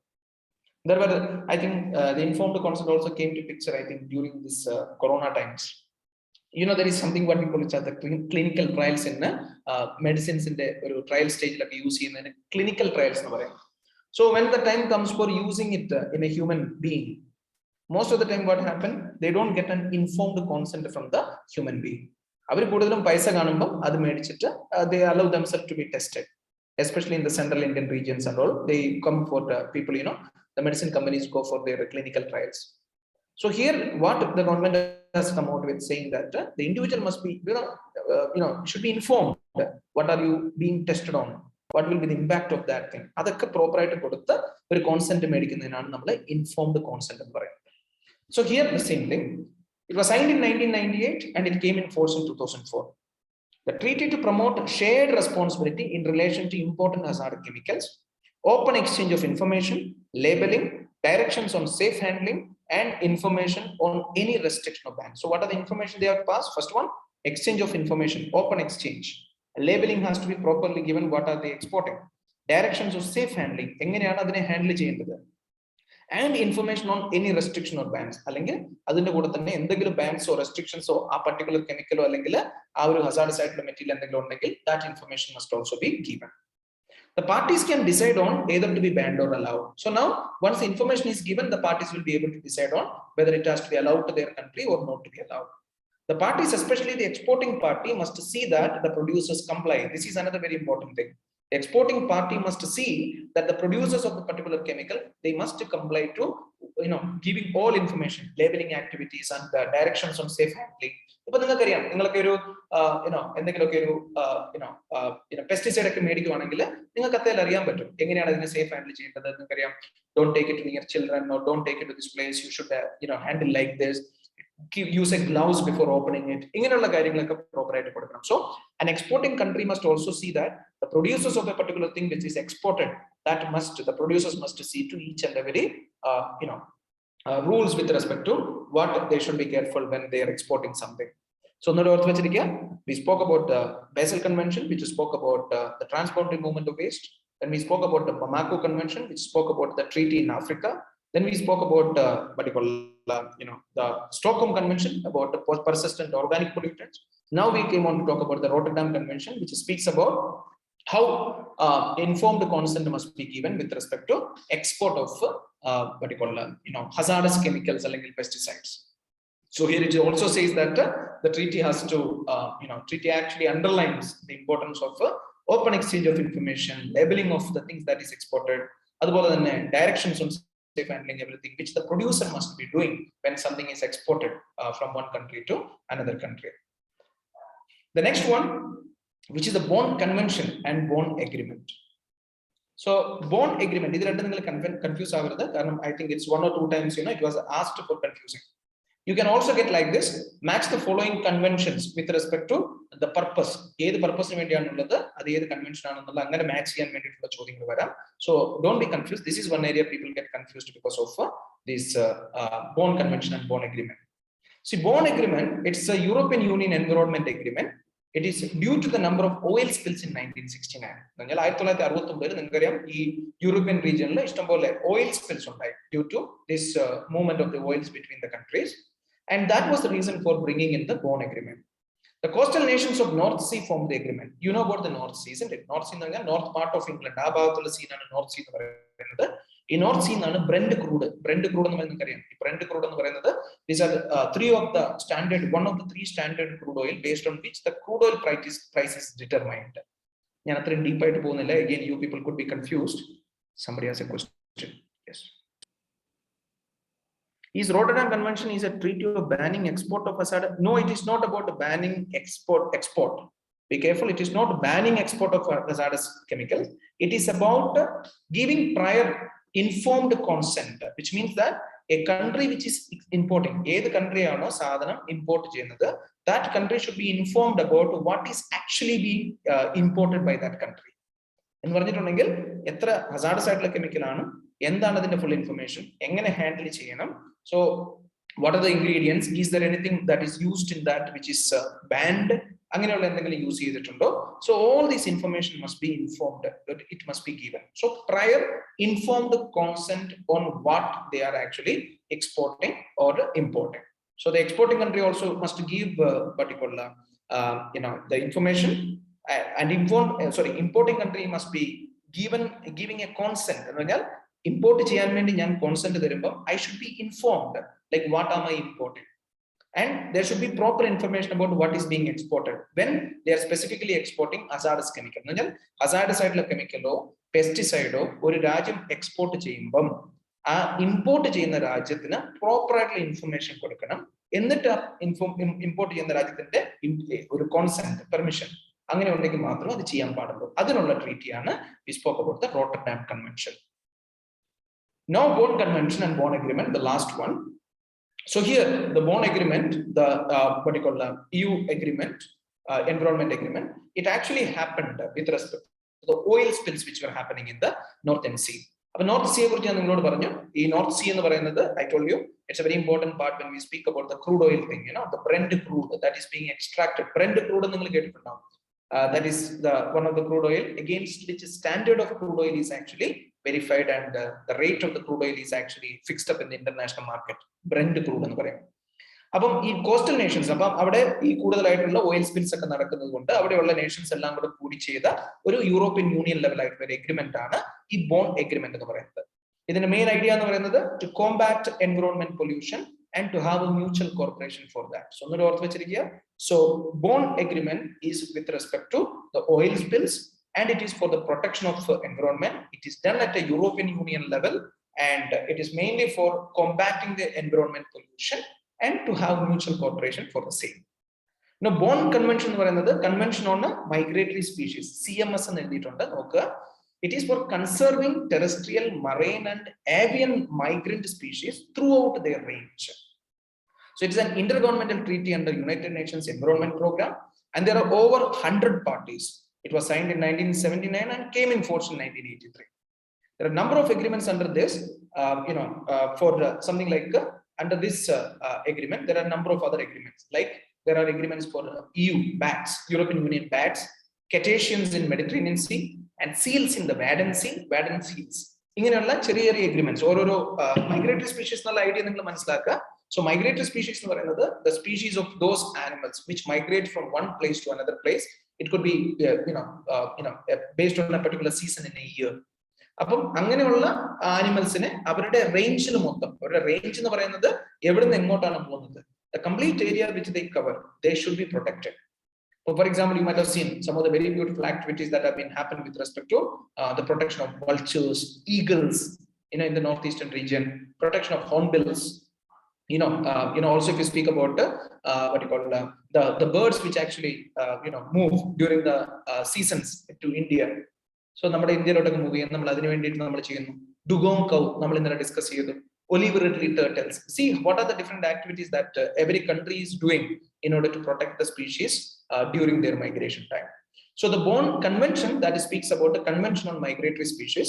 അതിന്റെ ഐഡിയ എന്ന് പറയുന്നത് to conserve terrestrial, marine and avian migrant species throughout their range. അതിന്റെ മൊത്തം റേഞ്ചിൽ അതിനെ avian എന്ന് പറഞ്ഞാൽ ബേർഡ്സ് ആണ്, marine എന്ന് പറയുന്നത് sea related ആണ്, terrestrial എന്ന് പറയുന്നത് land based ആയിട്ടുള്ളതാണ്. So what are the animals which migrate from one place to another place? They are actually to be protected throughout their range. അതിനു വേണ്ടിയുള്ള കൺവെൻഷൻ ആണ് Bond Convention. And it is a treaty under UNEP, United Nations Environment Program in the അടിയിലുള്ള treaty ആണ്. There are 100 parties and they signed in 1979 and came in force in 1983. And there are a number of agreements made under this agreement. ഓരോരോ ആനിമൽസിന് വേണ്ടിയിട്ട് ഓരോരോ agreement, ബാറ്റ്സിന് വേണ്ടിയിട്ട് ഒരു agreement, സെറ്റേഷ്യൻസിന് വേണ്ടിയിട്ട് the sea level animals വേണ്ടിയിട്ട് ഒരു എഗ്രിമെന്റ്, സീൽസിന് വേണ്ടിയിട്ട് എഗ്രിമെന്റ്, വാഡൻ seal. So all these various agreements are coming under the Convention on Migratory Species known as a Bond Convention. So that becomes I think come to the end. I think it's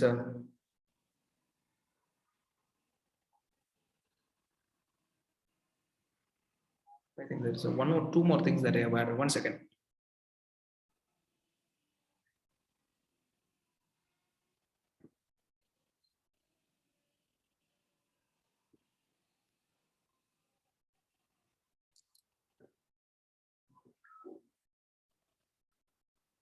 Yeah, so one second, it's not end. I thought that there was one more two things which I added on. It's about the hop spot. Yes, hop spot, and there is, I think, the migratory species status also I've added. I thought that it was end of it. No. So hop spot എന്ന് പറയുന്നത് Andaman Nicobar and Lakshadweep Islands ആണ് നമ്മുടെ hop spot എന്ന് പറയുന്നത്. Before that, ഒന്നുകൂടെ നമുക്കൊന്ന് wind up ചെയ്യാം. You remember that the conventions which I spoke, we started with the Basel Convention. And then we spoke about the Bamako Convention. So you remember Basel for transport movement of hazardous waste, Bamako Convention in the African region. Then we spoke about what you call as Stockholm Convention for the persistent organic pollutants. We spoke about the Rotterdam Convention with respect to the prior informed consent movement of pesticides and other kind of hazardous waste between the nations. And then we spoke about the Bond Agreement, which is for the environment protection due to the too many number of oil spills, and Bond Convention for the migratory species. Now there is a small concept of hop spot. The definition is given: a hop spot is an area of ocean that merits special protection because of its wildlife and significant underwater habitat. So it's a clear answer. So it says about it's a part of the ocean. So ocean the part, an area of the ocean. So we have Andaman Nicobar and Lakshadweep Islands which are coming under the hop spot. Andaman and Nicobar Islands have been declared as hotspot as it has some of the world's unique species of birds and plants. In case of Lakshadweep, coral reefs are quite sensitive to the ocean environment and that needs protection, and so named as the new hotspot. So, Andaman Nicobar Islands and Lakshadweep Islands are the two hotspots from India. So the definition is very simple. It's a part of the ocean and it needs special protection because of the amount of wildlife and underwater habitats in those regions. So two islands are the first hotspots in India, and these islands must be kept in your mind. Why it is? Because it has got the species of animals and all those things there, and Lakshadweep, which has got the coral reefs, which are very important. So that is about the hotspot. This is just recent information. You can just add on in your mind. It's a very good one to keep in.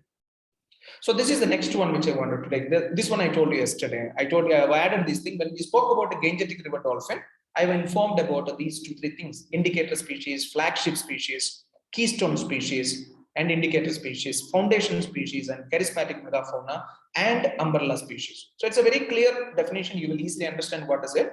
So flagship species, the species which are chosen to represent an environment cause, like panda. You might have seen, no? The World Wildlife Fund, they show the picture of a panda. So that's the flagship species. An environment protection, we highlight flagship species. For example, during the World Cup football in 2014, they had this armadillo, armadillo so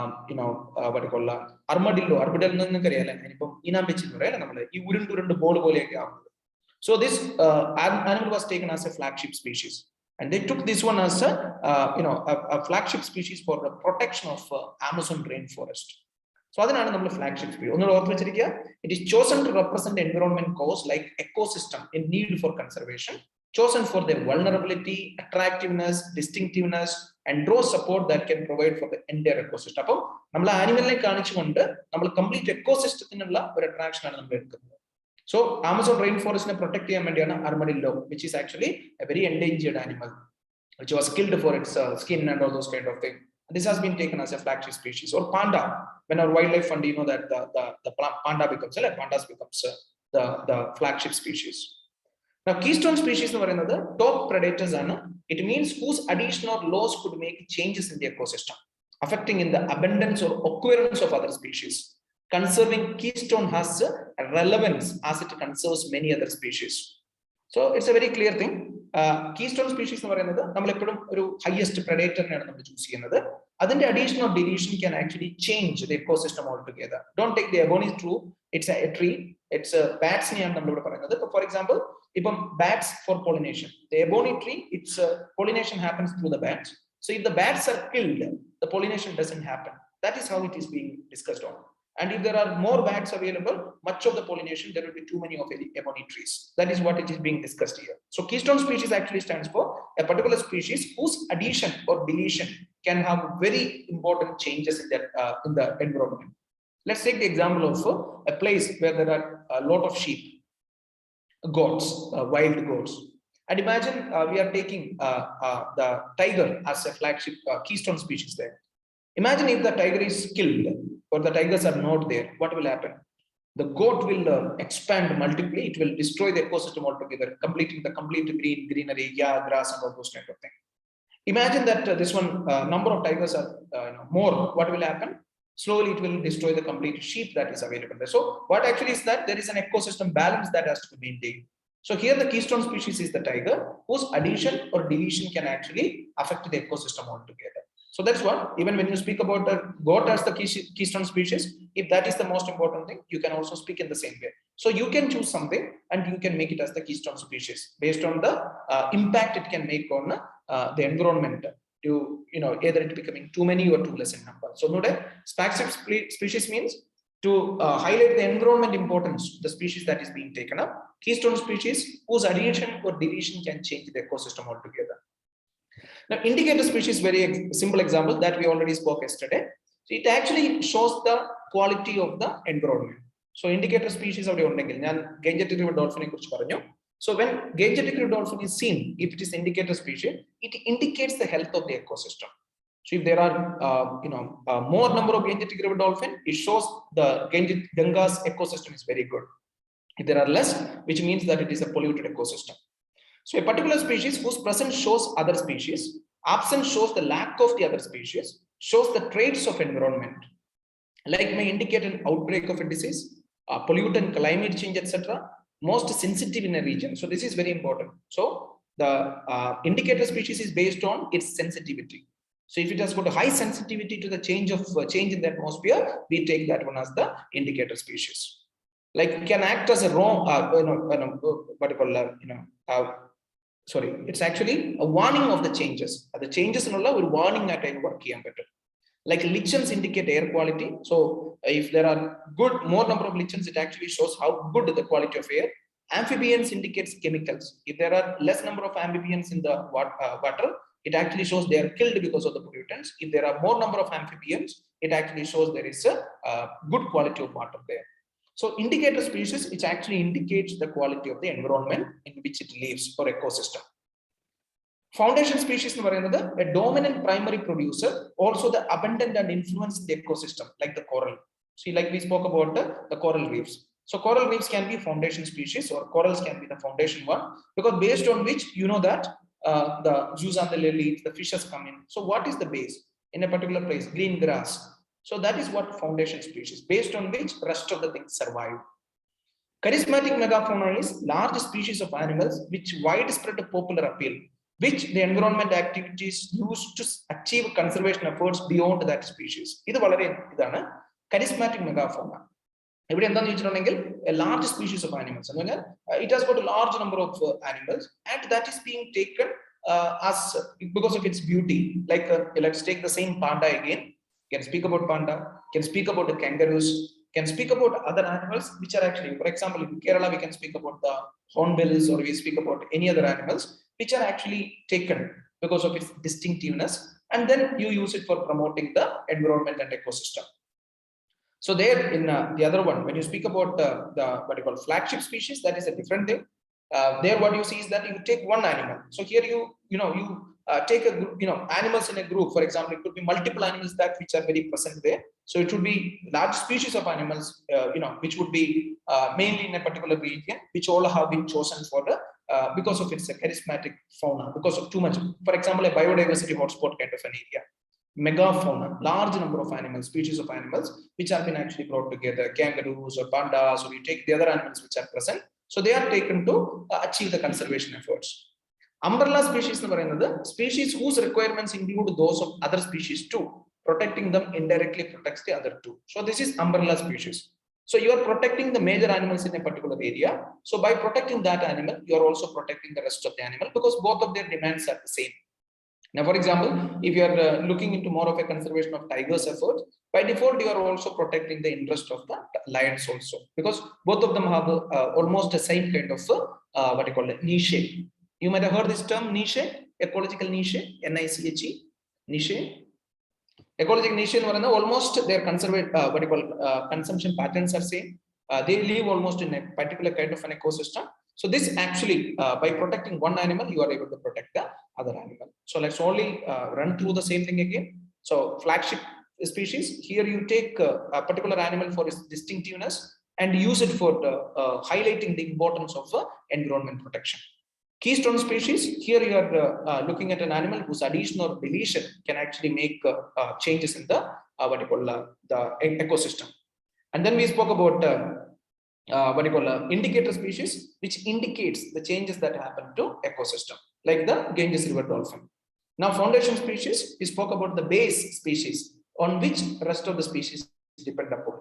Charismatic megafauna, the largest species of groups of animals in a particular area, which are chosen to represent the ecosystem altogether. And we spoke about umbrella species. Here you are looking at one species protection, by which you are expecting you will be able to protect the other species which have got the same kind of. Charismatic megafauna is a biodiversity hotspot area where there are large species of animals, various kinds of animals. And you highlight the importance of protection of these animals in a particular area, and by which you will be able to protect the complete ecosystem altogether. Large species, various species of animals, lions, tigers, and all those things, which are very prominent in a particular hotspot or a specific ecosystem. You highlight these animals and their importance, and then by default, you are protecting the ecosystem of these animals. So that is what we call it as the charismatic megafauna. You need to understand that it's a group of animals. One animal alla, the number of animals who are very famous. For example, let us take Guwahati. Whenever we speak about Kaziranga, we speak about rhinos, we speak about elephants. So you take various species of animals and both are highlighted. It is mainly looking at the protection of Kaziranga completely, the ecosystem completely. So that is where we end with respect to the various kind of species that we are discussing. I'm sorry we had a run through, I think, but it's not. I think you have understood it. We have tried to target on each and every topic. We have tried to touch for you because I've actually tried to touch for each and every aspect. I've felt that I've been, I've done justice to what I wanted to take for you people. Shall I hope that you people have understood everything well? How do you think about it? Is it all good? Because we are winding up for the day. We'll be winding up the complete session, not for the day. We'll be winding up complete session. Yes, John, we'll be getting the PPT that will be rather than a defined material. So PPT, I don't think it will, because anyway you'll have the record notes. We will try to give the PPT also. I'm not we, your coordinator will give it. He will also try to give you some materials also with that. They will be preparing a material out of it. So that's what we'll be doing it. So I can hope that you people are okay with it, all of you. All of you are okay with the session. All of you have understood something. I hope you have gained something out of the session. So whatever is that, I hope I've tried to explain everything within the short time that we had, and almost it's only a repetition class. You already had some of the sessions before. So thank you very much. You have been very cooperative. You have been very, a lot of questions also have been asked, and I've hoped to fill you with a lot of facts and figures. And thank you very much. Okay, thank you everyone. Very good night. We'll try to see sometime. Hopefully you pass the prelims and then we'll meet again sometime to take some sessions on it. Okay. Thank you, sir. Thank you very much. Thank you, sir. Thank you, sir. Thank you very much. Thanks everyone. Thank you, sir. Thank you.